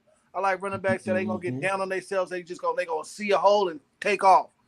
I feel like Gray is more like if he gets stuffed a couple times, like he's gonna go back to what he was. But I don't know. No, last year he didn't get Pat said it early. He didn't get enough playing time last year. Maybe last year he was a rookie, so you're starting to see. Plus, he had a year in the system, a year in the NFL. Sometimes we forget, especially back end players, when you first come into the NFL, it's an adjustment, guys. Mm-hmm. It really is. What did I say about Malik Nabers? Everyone kept saying to me, "Nah, I wouldn't put him out there." I said, "You put him out there just so he can get used to the speed." He played 8 plays. That's all I wanted to see him do in the game. Why? Because coming from college to the pros is totally different. And that's whether you're a first-round draft pick, the number 1 overall draft pick, or the last man who was drafted, or an undrafted free agent. You have to get used to the speed. You have to get used to the physicality coming from college, because college is even if you played in the SEC, it's still different when you get to the NFL. So same thing with Eric Gray. He's developing. You see Thursday, some of that is his development, decisive, hitting the hole and exploding through the hole and then taking it to the house. So, I'm fine. That's why I say Tracy, he has to develop a little bit more for me. He's good. I'm not saying he isn't. That 12-yard run, he showed that he has the skill set, but he's still developing. And it's just going to take time. And I understand the excitement with him, and Turbo with the speed. Speed kills, but, if you can't get into the lanes to use that speed, Tracy's a little bit, not Tracy, Gray, he's shorter, he's thicker built. And I'm talking about short yardage. That's the reason why I'm saying this. Mm-hmm. He can get into, the offensive lineman will give him a little crack and he'll get into that crack and push the pile at times. Cage. So, but that's just me. That's just me. No, you right. You were a coach, nigga, so you know what the hell you're talking about. Maybe it's just, I get it. Like you said, he hasn't been getting a lot of playing time, so he kind of falls to the back of your mind. And then when you see him, like, okay, but hey, I hope so. Now, what do you think about like Tyrone Tracy or Turbo doing like a kick return or punt return or something like that? Miller would be crazy. Kick return would be fine for either of them. I keep saying, like everyone's talking about the new kickoff rules and everything. And, right now the NFL is trying to figure it out. And I'm telling you, once you start doing simple things like you pull a backside guy to set up a trap block, and you allow your returners to get there and be able to get that little seam. Now you're only facing the kicker, because remember that all the coverage guys are sitting right there. That's 10 guys, and you just got to get rid of that. Get past that first line. Once you get past that first line, and they're running backs, they should be able to do that. Now I was surprised seeing receivers back there for us, so maybe they're trying something different, but. I'm looking, because I was already dissecting. I'm like, all right, maybe I can do a double team at the point of attack, and then get a backside pull to come filling in to open up a trap hole, and Pause on the backside pull. Whatever, and then pull the backside to open up the hole. Coach, I was in the huddle, Coach. I was in the huddle while you were saying that. Exactly. I wasn't even thinking about that. I was in the huddle. Yeah, no, I know Lou. He's always going to mess with me, but I don't care. And then allow them to get up into the hole and explode right through, and then you only got the kicker, and you want to shake him and get him to do the stanky leg. Okay, there you go. I'm ready for that. I wonder if it stays like this though. Will that like evolve kickers and shit like that into like beast, like hitters? Like you gotta have somebody back there that's almost like what I'm saying? It could, bro. It really could. It could go. Those guys, because the kicker is you like him when he's the game's on the line or you need these extra points. But if a kicker, because like kids growing up being like, oh, I'm gonna be a kicker and smack all these kick returners and stuff like that, like that'll be an actual position of interest that's of a kid or somebody that just likes hitting, you know what I'm saying, and is good at angling and good at, you know what I'm saying. Exactly. All right. Well, I'm gonna do something here. I put a post on Twitter about that whole Evan Neal thing coming back, and I'm just gonna show you what some of the Giants fans feel like about the Evan Neal situation, him coming back. So let's look at a clip of him. I'm not eating too though. I'm smoking. Look at a clip of Evan Neal showing a little bit what he can do on that ankle real quick, and then we're going to get into the comments. But here you go with him right here. As you can see him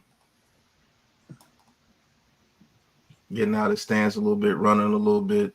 He showed a little something right there. He's just getting some individual work going in, slowly bringing himself back. I'm actually kind of proud of him actually getting back on the field. So here goes Giants J10 if you're looking. He says, rooting for him 100%. Let's go get after a big fella. That's positive. This clown here, you lucky I ain't blocked him yet. Coach Roach Dave. Coach Dave. Oh, yeah, he says, great. Now put him back in his rightful spot at right tackle. Show the kid some grace. Allow him to get his reps. Okay. Race Dave said that? Yeah. This is what I said. Didn't I tell you stay out of Giants business? Didn't Commanders QB have a good preseason debut? Go cheer for your QB and take your raggedy negative hating ass energy with you. Coach TJ, what's going on? He says, I feel good about it. Let that man compete again and show why he was the 7th pick. He can still reps from any backup and earn his way to a starting spot somewhere. Never too old to learn. Facts. Average beast, he says, swing tackle getting to the second level pretty well. Will, he said, hey, he can't get better sitting on the sidelines. Hoping Brasillo can help him improve. Injured his rookie year and injured his second year. Screwed him over on working on his craft in the offseason, rooting for him. A. Cerner says, ho hum. Ray Harris, he said, I like to see him get fully healthy and get good time working with Carmen. Not being thrust back into the starting lineup is probably his best bet and becoming at least a good swing tackle this year and even better next year. That's what I think. He could be a good swing tackle this year and be even a better tackle for us next year. Wolf, he says, for me, he has to show me why he's a starter. If not, I need this coaching staff to make changes before week 5 come around. This year is all or nothing for Evan Neal. I don't think he'll be able to start. On my path, he says, good. Let him work on his technique thoroughly. We'll see from there. Reek, def backup O-line needed if injury occurs. And then there's Derek. He says, I feel good. It's light skins, Jermaine job, but I want to see Neal get some reps in practice and in the remaining preseason games and see if Coach Carm can save his career from the all-time first-round bust list. He needs to stay healthy and just play better. Big Brian, he says, if they already retaped his left ankle today, he's not close to fully healed. That is true. And Guy King, he says, happy to see most responses are positive. If Carmen is as good as it seems, there's no reason not to be excited about the possibility for Neal's talent to match his play. If so, you have a chance for a very good offensive line. Neal redemption's story hopefully begins now. Now, I will say this. Sorry. Go ahead. I think Carmine Brasilio is a good offensive line coach, and I think he can get these guys up to par, including an Evan Neal. But his injury is hampering him to the point where he's not going to start. The best option, I agree with the comment and with what you said earlier, is he'll end up being a swing tackle. Then when he's fully healed, he can compete for a starting job if he ever becomes a tackle at the right tackle position. But yeah, I don't think he'll be here unless he's playing swing tackle or guard. I think Illuminor beats him out for that job, and they find another place for him, another position. Well, NYG reported earlier that it seems from reports that Evan Neal doesn't mind moving to guard. They said his attitude. You better not. You better not have a problem moving to guard. young or man. be a whole nother Eric Flowers situation, which Man, it is what it is, man. But and I hated Eric Flowers. yeah, that's very true, Alex. You could put him at swing tackle and just teach him guard while Van Rotten plays. That is very true. Because if Van Rotten decides to retire, or they decide that, or he gets bigger money elsewhere, we could put Evan Neal right there for the next year and have him play the light skin across from light skinned Jermaine. But who knows? But there are some sensible Giants fans on Twitter after I blocked all those crazy guys. Where the hell is Miz at, man? Man's been going for a minute. Thank you for stopping by, for heaven's sake. Hit that subscribe button. Miz went to sleep. Creative. Yeah, appreciate you, bro. Hit that like and subscribe button from us, man. We try to do our best, man, to keep real news, real New York Giants news, not biased and not going against somebody. It's just crazy. It's not about being right. Right. Or like, you know what I'm saying? Or even if you are wrong, it's okay. Facts. It's another day.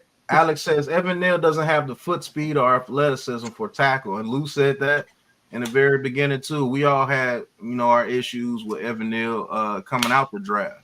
But as if you actually look at that draft, all three of those top tackles are having issues in the NFL right now for various reasons. So it's not like Evan Neal is the only one that's struggling.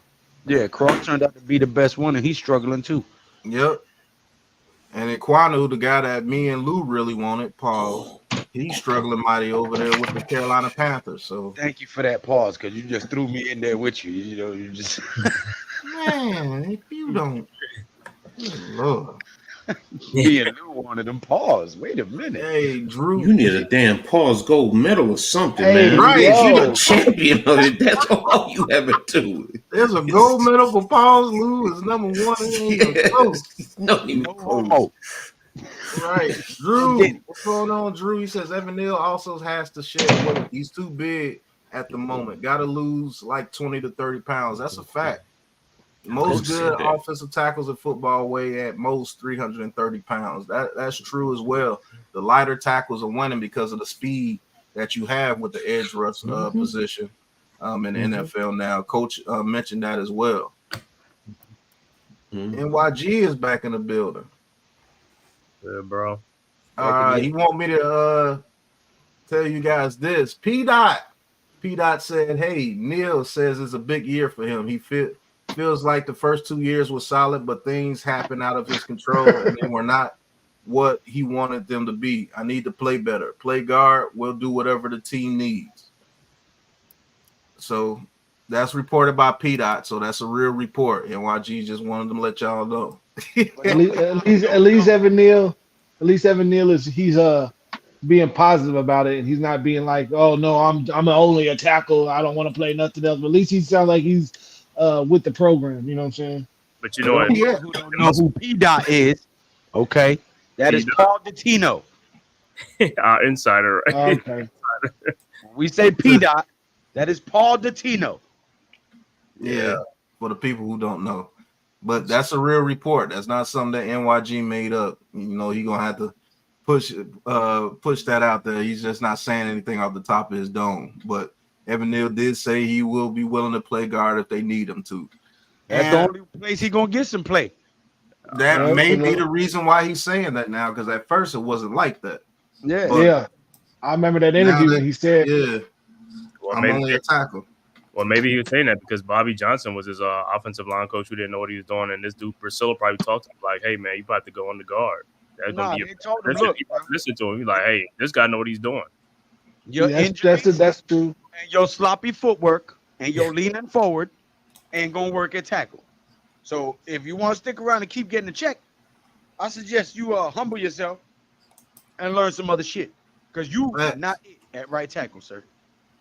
Get out, young man. That's what he told him. Mm-hmm. That's what he told him. Not verbatim, but Tudo, he says, Pat would love, much love and respects to y'all in the building. But as I said again before, as our head coach says, all players are like blank hard drive and PC, and it's hot, and it has to do with head coach. He has to program each player for each position, mate. That's a very true fact. That may be what's happening, Tudo. Yes. But that dude sucked at right tackle. It didn't even take a head coach to see that. Well, I'm a coach now, but at the time I wasn't. And it didn't take that. Before we drafted him, I said what his problem was. Alex just reiterated it in his comment. He has slow footwork. He steps back too far, gives up too much ground, and then leans forward to get his hands on the defender. You can't do that. You're already giving up your ground. You're already giving up position. And he's coming forward. So he has momentum. If you do not know how to use your footwork, use your base, get low, and push that man, it's not gonna work. Pause. Right. His footwork is sloppy. From the outset, I said that while he was still in college. I did not want that man to become a New York Giant. But I cheered for him anyway. I rooted for him anyway, as I did for DJ. His time's done, man. He's gonna be a guard. No matter who the head coach is, his ass is done at right tackle. Tudo. I love you, brother, but his ass suck at right tackle. Any words on JMS? He's actually returning to practice as well. He'll be getting some work on the outside of individual drills, and he's going to work himself back in the starting center. He said he came on the screen and threw up the L. Loser. That's messed up. Hey, Drew, he says, I wish Commanders fans luck with Bobby Johnson as their O-line coach, probably winning 3 games this season. Tudo. Hey, Ryan, what's going on? He says, just join in. What is the status on Nabers? It was a bone bruise, so he's good. Nothing to be serious about. Where was it at? It's on Twitter. Art Stapleton reported it. You know what I'm saying? Where was it at on his body? His foot. Oh. Tudo. He says, Pat, Evan Neal's been hit in his 3rd year. There he is. Ready for any position on any position. All that info tells all about Giants fuckery coaches, mate. He's bad. If he's not trainable, get him the F out of here. Welcome back, man. My bad. I had to do some work, bro. I had to Yeah, what type of work was you doing, man? That work, bro. You give him one of these, motherfucker. Oh, they like that. You know they like that, bro. Gave it a shiver. They don't like that stuff, man. You know, I'm all cancel. Right. Read it off right here. He gave it a shiver. I didn't know. Let's get Bears back to football talk. Hey. Football, boy. I can't wait. We 3 weeks away? Now there's been a report out there, Miz, that Evan Neal is ready to move the guard if they need him to move the guard. How do you feel about that? Where's NYG? You better get in here, NYG. NYG was the one that reported it. Yeah, he reported it. He's in the airport right now. No, let me tell you something. I never gave up, and I still don't give up on the kid. I do not give up on. I think that kid is special. It's just something, injuries, and maybe New York got in his head a little. The fans were getting on him. He definitely been reading Twitter. You got to stay away from Twitter as a player. You know what I mean? So I don't give up on the kid. Some guys take longer than others. I'm sorry that this is a microwave era where everybody wants a star inside of like 3 months. That's not how it works, man. And what if Daniel Jones emerges this year? So it took him 6 years. So what? I'm still a believer, and I know this is not how it works throughout most of the NFL, but I'm still a believer, and the Giants are that organization. Giants, Steelers, there are still organizations that stick to guys 4, 5, 6 years. They don't just kick you out the window. The teams that throw guys out every other year, those are losers. That's why go look at their Super Bowls. They don't got any. Bottom line, man. The song for Evan Neal this season is Journey. Don't stop believing. Oh, hold on to that feeling. You can't give up on this kid. He's 7th pick overall, Alabama. He grew up right here, right where I am, 10, 15 minutes from me. He's held as a king down here. You don't give up. Our O-line's been bad for so long that I don't think you just kick a guy to the curb. If he's got to sit and learn for half a season, you want to develop him that way, there's nothing wrong with that, man. So let's say this. If he continues to struggle this year, how many more years do we give him?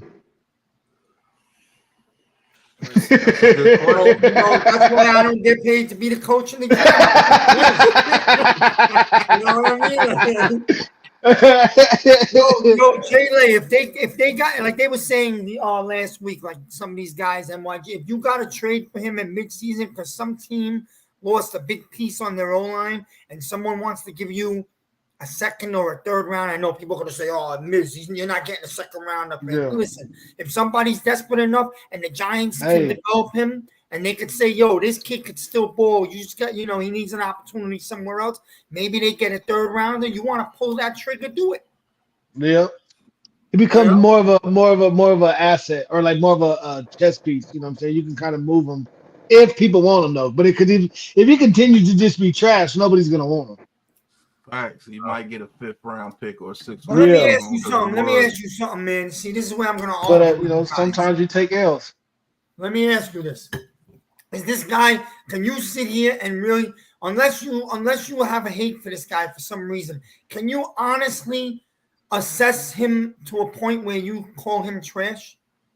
Well, no. not trash, but I can see he's not trash, but I do see that his footwork has not improved at all. He's continuing to lunge forward. He's not getting into a stance. He's getting into a stance, and we're worried too much about his kickback and not worrying about the hand placement. He's not worried about his balance. He's not worried about keeping his feet moving and anchoring down. He's like just lunging into everything. And I don't know if that's. I got a question to that, Jalen. You got a new offensive line coach here who we believe. I was about to say that. All right, go ahead. So I was just about to say that we got hopefully this new coach, he's been, turning everything else around. So he's probably got in his ear. He's probably talked to him different than Bobby Johnson. He probably respects him in a different way. He has other players that's came with him that could be in Evan Neal's ear and tell him, look, I'm telling you, like even the Luminoid, he's like, bro, I'm not even from America. This motherfucker turned me into a starting, offensive lineman in the NFL. So if he could do this with me, I know he could do this shit with you. And so maybe that's why he's like, cool, I'll be a guard or I'll do whatever it takes because I know that I'm in good hands now. With Bobby Johnson, he would probably solve bullshit every time he laced up his sneakers. And just to piggyback off that, Jay-Lay, that's a very good assessment, bro. Because maybe that's why his attitude changed because he sees somebody that knows what they're doing. And if he's telling them, hey, look, big bro, I know you want to play tackle, but I can make you one hell of a guard. Yeah. And he's like, well, I trust and I believe you, and I'll do it. As long as you keep your word and say that, hey, you looking at me, tell me that I can't be an NFL tackle. Maybe he has a lot more humility than a lot of people think, and he only really believes somebody that's telling him some good shit. And he sees the proof is in the pudding. He sees the work that Priscilla has put in, and he sees Van Rotten. He turned him into a better guard, and he sees Illuminor. He turned him into a better tackle. Yeah. So he's like, okay, maybe you can turn me into a guard, and I can still get paid because guards are getting paid too. Mm-hmm. So that's a very good assessment, Jay-Lay. No jokes. Tally, what's going on? He says a good online will make DJ an above-average quarterback. That's a fact. Tudo, he says, Pat, we're all different defensive players here, and all we do day and night is watch the O-line's flaws and mistakes to capitalize. Neal's technique is only left guard at college level, and he hasn't changed or improved at all, mate. I mean, Bobby Johnson wasn't helping that. Obviously, he wasn't helping it because the offensive line, even the backups look way better than they looked just last year in the preseason game. So, and coaching does we'll see. Yeah, coaching matters like a motherfucker. Because I'll tell you what, you rather have Joe Judge or Brian Dable as your coach. And that's a big night of day. I'd rather have you than Joe Judge as my coach. You know what I mean? Man. I'll take anybody over Joe. Joe Judge was a nightmare, man. Shit, my wife could probably coach better than Joe Judge. Can. I never even met her, and she can. The quarterback sneak will tell you all it is. Back-to-back quarterback sneak. That's crazy. That was crazy. That was the most egregious. Tell her, man, I never even met her and she can't, goddamn. This guy said, you talk about, yo, it's been 10 bad years. That guy took humiliation to a historic level. Bro, I've never seen that in sports. I've never seen nothing like that in sports. That was humiliating. From that fucking made us cricket look like a handball. Yeah, that made us look like a bottom franchise that's ever been in the NFL when he did that. It looked like we didn't belong in the NFL. 1986. I haven't missed a Giant game since 1986. I know that's sad, but listen, yo, I'm in the gym the morning that the Giants played the Bears, right? At the end of that season with Joe Judge. Mm-hmm. My boy Buko is in the gym because the Jets play at 4:30. It's now 1:05. He's like, bro, what are you doing here? The Giants are playing. I said, I refuse to watch this fucking game today. For the first time in all my life, I'm going to miss a Giants game. Yeah. He come back to me 7 minutes later. Miz, it's 14-0 Bears. Well, there you go, bro. There you go. Save myself. Hey, Miz, you saved yourself 6 months off your life with that one. You made 6 months back after not watching that game. I didn't even see that play on the goal line. Miz would have broke something. We're going to continue the trend of watching Giants interviews with this one. This one's Malik Nabers talking about Daniel Jones. What went into the chemistry that you clearly have with him already? I just, put a lot of confidence in him. I told him, every ball don't gotta be a, a great ball. Just put it around me. I'm good enough player to, adjust my body or go get the ball. Wherever it's at, just put the ball around me. I'm gonna make this spectacular catch. What? So, nigga, man. Back to what the Big Blue Crew was talking about again. Great receivers. That's what I want to hear. Make quarterbacks better. Listen to what the man said. Put it around DJ, just put it in my area. Pause. Anywhere near me, I'm gonna go up and make a play for you. When a quarterback has a confidence in his receiver that way, they play better. I'm telling you, everybody's saying the quarterback makes the receiver. No. I think both guys make each other, but pause. If there's anybody that makes anybody, it's a great receiver makes a quarterback a whole lot more damn better. Because I have the confidence to where I know if I could throw the ball just in his vicinity, a play will be made. It's a wrap. That's what we've been missing with the New York Giants for a long time. Mm-hmm. Every ball Eli Manning threw to Odell Beckham wasn't perfect. But Odell Beckham went up and grabbed the ball over people and made plays, one-handed catches and things of such. Three-finger catch. Yeah. You see it all over the league with great receivers. They make catches. It's like, damn, that ball was a terrible pass, but he made it into a great play. Mm-hmm. And when you have that, that gives a quarterback extreme confidence to know that, hell, I got a guy out here, I can throw the ball anywhere in his vicinity. And there's a chance a big play is going to happen. Facts. You just don't talk just to be talking. That shit happens around all the NFL, bro. If you got a receiver that can get open and you can deliver the ball to him, or even if he's not open, you can deliver the ball to him, that makes your quarterback a better quarterback. We do guys that can catch facts. Guys that can catch the ball and take it 80 yards to the house on a slant. Or guys that can catch the ball and break off 2 tackles and get you a first down when you down know well that shouldn't have been a first down and keeps the drive going. Start the season because the blitz squad says so. Blitz squad. Yeah. So a lot of these things are coming out that we've been saying all year long.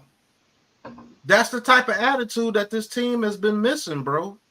He literally told her with a confidence that I've built with DJs. I went out there and told him, if you get the ball in my vicinity, I'm gonna make a play for you. Okay. His exact what he said. every ball ain't got to be perfect. Just put it in my Facts. area.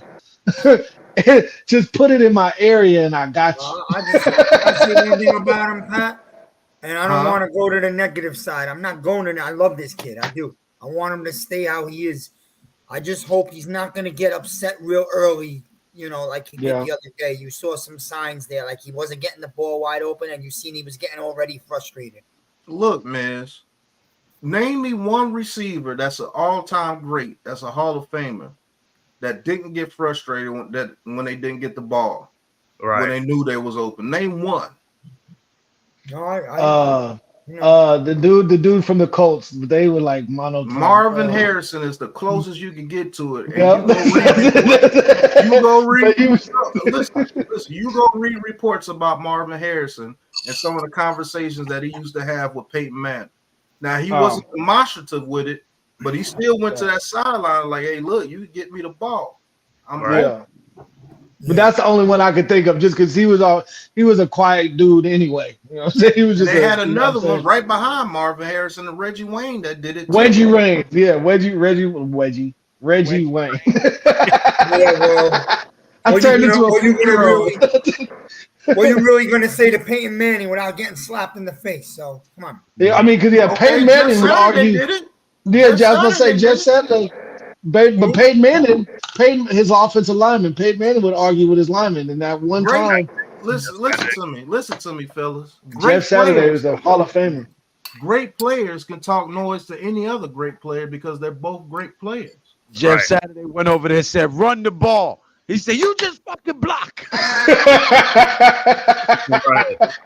And then with big ass number 78, Tyreek Glenn told Peyton Manning to go sit down. You chill out, yeah. He said, "Hey man, chill out." He did. I'm just saying, man. I'm just saying.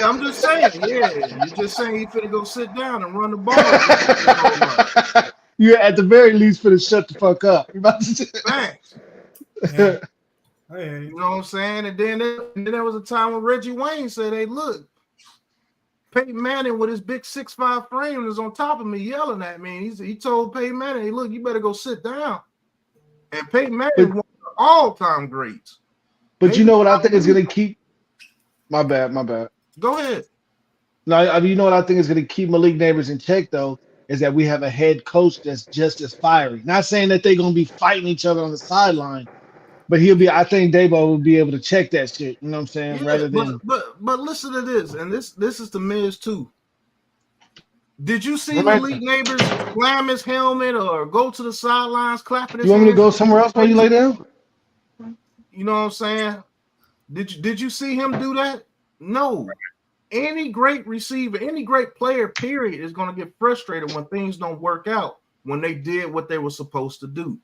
And you need people like that on this team. You don't need everybody to go to the sidelines like, oh, ho hum, it just didn't work. That's how you get your ass whooped. Yeah. Somebody has to have some type of accountability. And maybe Malik Nabers is that guy. Like, come on, man, we got to get this together. I got a touchdown right there, DJ. Get the ball to me. Right. Yeah. Some people can respect that. If you can't respect somebody coming to you as a man, he's not trying to show you up. He's just explaining, hey, look, we got to get this together or we gonna get our ass whooped. Yeah. You need players like that on this team because Saquon Barkley wasn't like that. Andrew Thomas is not like that. Dexter Lawrence is not like that. Thibodeau is not like that to a certain extent, even though he really could be because he has the attitude to do it. Let me tell you, Burns is though. Burns is. Burns is the guy that come and be like, hey, look, we are way fucking better than this. What the hell are we doing out here? Yeah. We had people like that. Leader in that room. Yeah, we had people like that in Antonio Pierce. Was he the greatest on the team? No, but he was the captain. He was a leader, and he got people together. Strahan was like that. OC was like that. Tuck was like that after that whole defensive lineman. That whole defense. Yeah, the whole defense was really like that. And that balanced Eli because Eli wasn't like that. No. Eli would just put it on himself and be like, okay, I just got to go out there and make a better play. He didn't upshow his lineman and everything when he was getting killed. He just fixed his pads and went to the sidelines. Man, he fixed his pads a lot. But Michael Strahan and them were game with San Fran. Jesus Christ. San Fran, oh my goodness. That was the worst game I've ever seen. And Eli, what did Eli do after getting killed? Time and time again. You never saw him go to any of his linemen. He just fixed his pads and trotted off to the sideline and waited for his next chance. Made that little ugly face and walked to the sideline. Yeah, if it wasn't for people like Strahan or somebody that would be demonstrative, it didn't care if he was on offense or defense. He would go up to you and be like, let's get this done. Because they knew Eli wasn't like that. Eli would never say any. Eli could get power bombed out there, and he would just get up if he can and go to the sideline and be like, okay, guys, let's get him next time. That's the type of guy he was. You need that balance. DJ is like that too. DJ won't say anything, but it got so bad in 2022 that he did say something on the field. But he didn't go to the sidelines and tell Johnson to his face, catch the fucking ball. He just said it to himself out of frustration on the field, like catch the fucking ball. And then there's a difference between being disrespectful and getting your team together. You know what I'm saying? He ain't going over there. You stupid motherfucker, you suck. What are you doing? You know what I'm saying? If he's like, come on, I'm open. Hit me. Even if my head's turned, by the time that ball get to me, my hands is gonna catch it. You know what I'm saying? It's just having that rapport and having that trust with each other. Because of the QB. Yeah, I mean, like, did you have players that went a little overboard with it? Yeah, T.O. went a little overboard with it sometimes. Keyshawn Johnson. When Keyshawn didn't have the clout to do that. I'm just sorry. But T.O. had the clout to do that because when you got T.O. the ball, it's a play. And sometimes when his coaches came over there to try to talk to him, he took it a little bit overboard. Sometimes he just get up and I don't want to hear that. Michael shit. Irvin, just give me the ball. Michael Irvin, he's the king of give me the damn ball. Give me the damn ball. That's where that comes from. So, I mean, it is what it is. And this is not a shot at you, Miz. I'm just saying, like, I like that. I like to see a receiver get frustrated. You want the feistiness. We've been losing for so long. It's time to stir up the pot here. Yeah. Dabo even said it in his interview. He was like, you just gotta control it sometimes. He says, shit, I'm like that too. Sometimes I blow up too. And it's not the show up anybody. It's just that I want to win so bad that fire starts burning in you. Like, man, look, we gotta do something because I'm not gonna get my ass whooped today. Not by these dudes that I know I'm better than. Hell no. Like, you don't want these trash ass. He don't want no trash ass cornerback talking about I'm strapping him up and I'm beating him every time and I'm not getting the ball because my quarterback's not getting it to me. Hell no, Neighbors ain't gonna accept that shit. And he shouldn't accept it. This dude is trash. I'm routing this dude up. Get me the ball. Mm-hmm. And we need that on this team, bro. Whether people like it or not. That ball, bro. If Jones was on the field, he would have got like 2 of those balls. Yeah, pause. But yeah, both of them. He would have got. And then you look at Brian Burns. I mean, that was a great addition for Kayvon Thibodeau. He needs somebody like that, though. Somebody, a veteran he could learn from, a veteran that's a dog. Because Azeez Ojulari is not somebody that he can learn from like that. You know what I'm saying? And plus, Thibodeau is better than Azeez. You know what I'm saying? So you got to get somebody who's better than Thibodeau for him to look up to. Azeez is almost a bigger disappointment as Evan Neal. Yeah, nah, because not as far as their draft. Not as far as their draft, but that's what I said almost. But like he's just like I thought he was going to do so great, and he does do great when he plays. But even on this preseason game, like he playing against third stringers, you're supposed to be wrecking. Like you're supposed to be like, why am I even out here? Right. But you want to know why Brian Burns helps out Thibodeau so much? Like Miz said during the draft, got to give him a props about that. That dude's a lion at heart, bro. Like that dude has a lot of pride, and he prides himself on being one of the best players on the field, period, no matter what position it is. And when you have somebody on the other side that's showing that he's that dude too, leading by example. You think Thibodeau wants Brian Burns to get 20 sacks while he only has 3? You must be out your fucking mind. Every time Brian Burns makes a play, Thibodeau's gonna go out there to make a play, and that's a fact. And that if those guys have that relationship, that friendly, competitive drive, you're gonna see both those dudes making plays. Oh, you think you're gonna go out here and make a play and do the Spider-Man celebration, and I'm not gonna go out here and do my snowman celebration because I sacked the quarterback? You must be out your mind. You're not finna show me up on this field. You're just not, and it's not a bad thing. That's just showing that you got two competitive monsters out there that's ready to go get the quarterback and show the world that I'm that dude. And when you got multiple people doing that, that makes your team that much better. Same thing with Hyatt. As humble as Hyatt is, you don't think Hyatt has that fire in him to go out there and when he sees Malik Nabers making all those plays? Shit, I'm about to make a play too. I'm about to get up and do my first down celebration too. And that's a very good thing. Now, the thing with Hyatt is he knows that Malik Nabers is that dude. You ain't got to tell him, hey, look, you not Malik. No, he already knows that. But damn it, I'm going to go out there and show you that I'm Jalen Hyatt and I could go out here and make some plays for this team too. Same thing with Wan'Dale Robinson. And that's why this team is going to gradually get better and better because you have a young core of guys that are playing off of each other. Paul. Mm-hmm. You see what I'm saying? Like, when one guy makes a play, all the other guys are going to want to make a play because you're not going to leave me out. You know what I'm saying? Go ahead, Lou. We need another edge rusher, period. I do agree that Azeez is a better pass rusher, but he gets injured.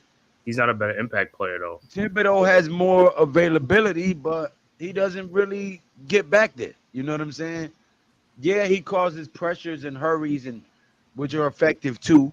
You know, don't get me wrong. It's not all about sacks. We all know that moving the quarterback off his mark, forcing him to throw the ball early or errant throw, all of that is the same thing, right? It equals out to a sack. It's a loss of a down. So we know that makes it an impact, but you know, sacks are needed too. You know what I mean? And Thibodeau just doesn't get back there enough, and Azeez can't stay healthy enough. But the thing with Azeez is he gets the pass rush, but he don't chase running backs down. He don't chase quarterbacks down like Kayvon could chase those guys down. Azeez, if he ain't getting no sack, he ain't doing nothing else, bro. That's all I'm saying. He's a one-dimensional player. That's not, you're not wrong either. I mean, that is, yeah. He don't really do too much else. Rush special. I want him to get. And maybe it's just because he ain't playing a lot because he's always hurt. But I don't know. But that is true though. Well, when he has played last year, he wasn't really of an impact when he was out there. I mean, you don't really hardly hear his name out there too much. You know what I'm saying? I didn't hear it too much when he was out there. Just like in his preseason, I know it's on the preseason, but he's not making no noise out there. He ain't doing nothing. So you'd be like, do he want to be here or he don't want to be here? Yeah, you either gotta put up or get the fuck out the way. I missed it because my son called me. Who don't want to be here? That's about Azeez. Azeez ain't acting like he want to be here. He ain't making that much of an impact. I mean, he ain't running like a crazy dog out there in the games and stuff like that. He been injured the past 2 seasons. He trying to take it easy and save that shit for when he's in the real game. Fact. Wasn't he injured a lot in college too? No. At Georgia? No. Oh, okay. No. I don't know. Okay. That was a question. That was an actual during question. the draft, and that's why we were able to get him at 51. Yeah. Okay. All right. But at Georgia, he was a clean bill of health. And you got to think that's a major change for you as well because you was considered the bookend edge rusher to Thibodeau, and then when Brian Burns comes in, you kick to the side. I think he had some type of injury in college. That's why he dropped to the second round. I think it was a medical thing. That's why he dropped. They brought that up from high school. That's what Lou. They brought it up from high school. Mm-hmm. Yeah, they brought up his high school injury during the draft, and that's why he dropped to 51, and we were able to get him at 51. Yeah, and you got to think that's a culture shock to you when you bring somebody and you pay him almost $30 million at your position. Right. They tell you, hey, look, you running with the second team now.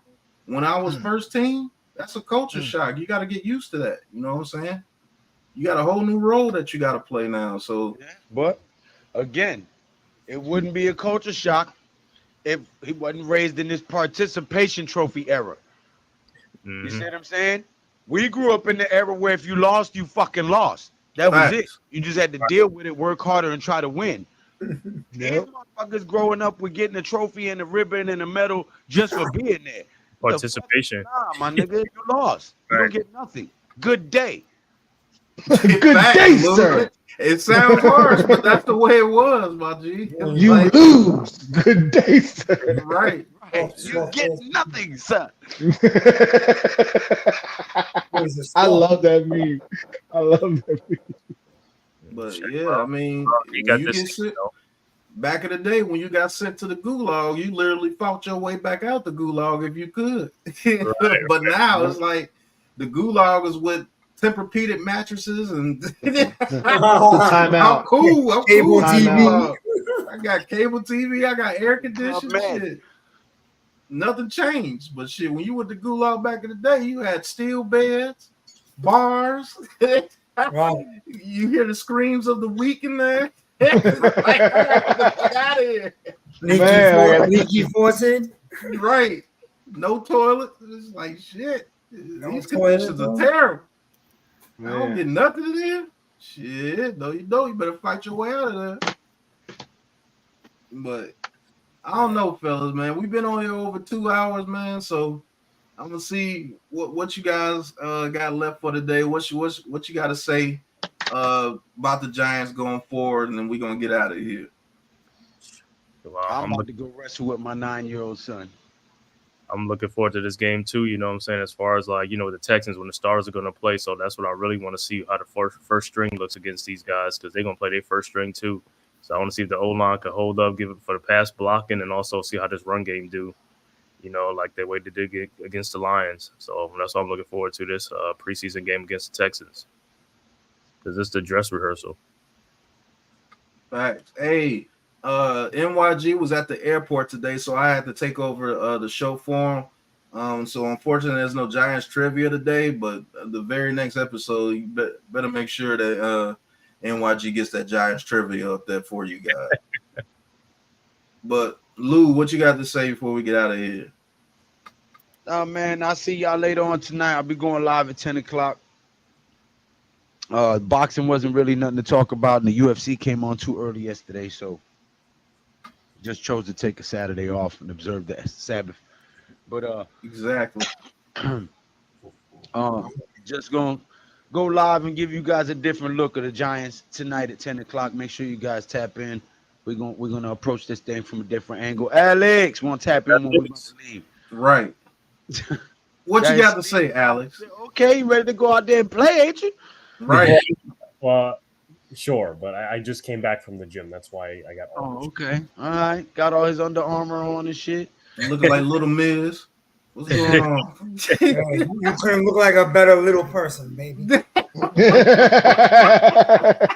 to the gym make boys into men. All right. But I guess you guys were just talking about the expectations for the preseason game coming up on Saturday, and I want to see what this O-line looks like. I prefer that they put Schlodman in at center if what's his face, John Michael Schmitz can't go. So I'd like to see the O-line at least be solid, because this is an interesting front four. I think they got Daniel Hunter, they edge rusher, and then they also got Daniel Hunter. So they're no team to take for granted, and they have a solid defense overall. I mean, they played Pittsburgh really well last week, and then this defense going up against this offense with C.J. Stroud, Tank Dell, Stephon Diggs. I'm really going to like that, unless they don't play their starters, which, again, I don't know what DeMeco Ryans' philosophy is going to be. And I also want to see what Daniel Jones looks like off of this ACL. I don't think Nabers will play. I could be wrong, but, just hopefully he shows some improvement, but we won't really see that in a bigger sample size till the regular season. Yep. All right. Coach, if you're there, what you got? Oh, Coach pulled a Miz on us. Okay. All right, Miz, what you got? Oh, this is what I want to see. I want to see Daniel Jones light the Vikings up to shreds in week 1, and most of the hating young fan base's worst nightmare comes true, and the Miz comes into the space and terrorizes the shit out of people, because that's what's going to happen. Woo! Well, at least he let you know, let it be known before he does it. Jay, what you got? I'm looking for the. I mean, I'm just looking to the preseason. You know, they're playing the Texans this next preseason game. I'm wondering if they, they last time they had the starting DBs out there. I wonder if they, I want to see how they play against Tank Dell and all of them. You know, those Nico Collins and all that. I want to see how they play against some more, some good competition, some little speed guys. So I want to see that. I want to see this O-line to continue to improve. I'm excited to see what's going on with Evan Neal and how he does at guard or what they're going to do, because this regular season's coming up quick, and this O-line needs to be. You don't want to be going into the the offensive. To the regular season with a new set of 5. You know what I'm saying? You want to keep the same guys in there. So I'm just happy football's back. The Giants are looking good. It's still preseason, so don't want to get too happy, but give Malik Nabers the ball. Jayla, you gonna go to the game in Houston? Man, I want to. I'm thinking about just running out there, but it's only like $50 for a standing room. So I mean, I'll go up there and just spend $50 and go watch the game real quick. If I do, and if I do, I'm a call in live from the game. Okay.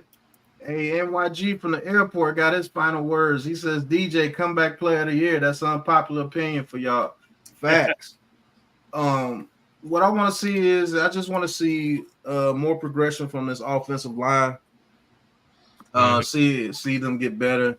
Want to see if JMS is getting better. I want to see the right side of the offensive line as far as Van Rotten and light-skinned Jermaine get better.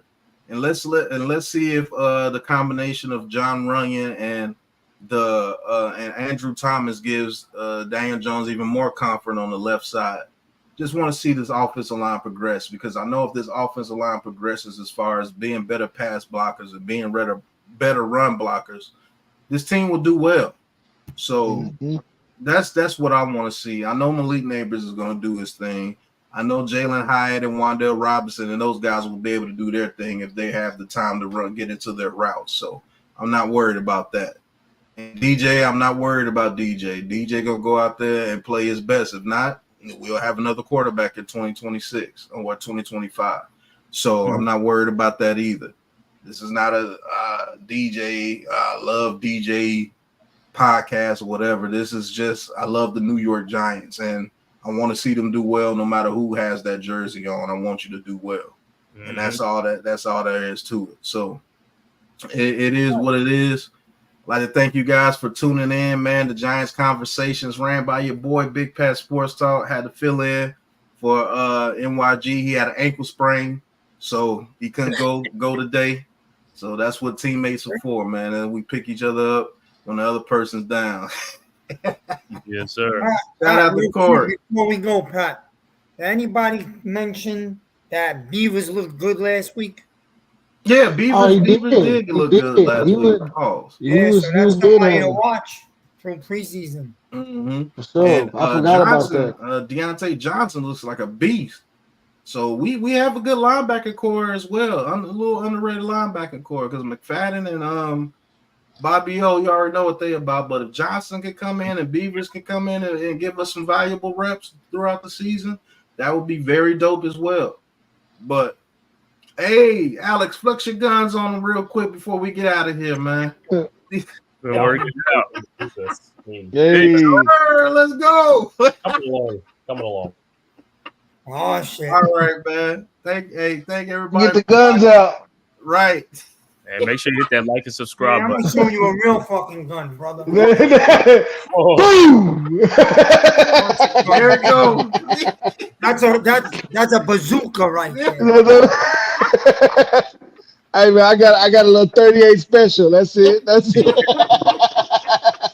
Little pow. Bill's gonna put up the 13-inch pythons on. I'm ready, bro. Send me out there next to Beavers. Let's go. I want But appreciate you guys, man. Thank you for tuning in. Until the next episode, y'all know what it is, man. Peace. Oh shoot, they won't let me in the stream. Coach, go out there in the stream. What's going on?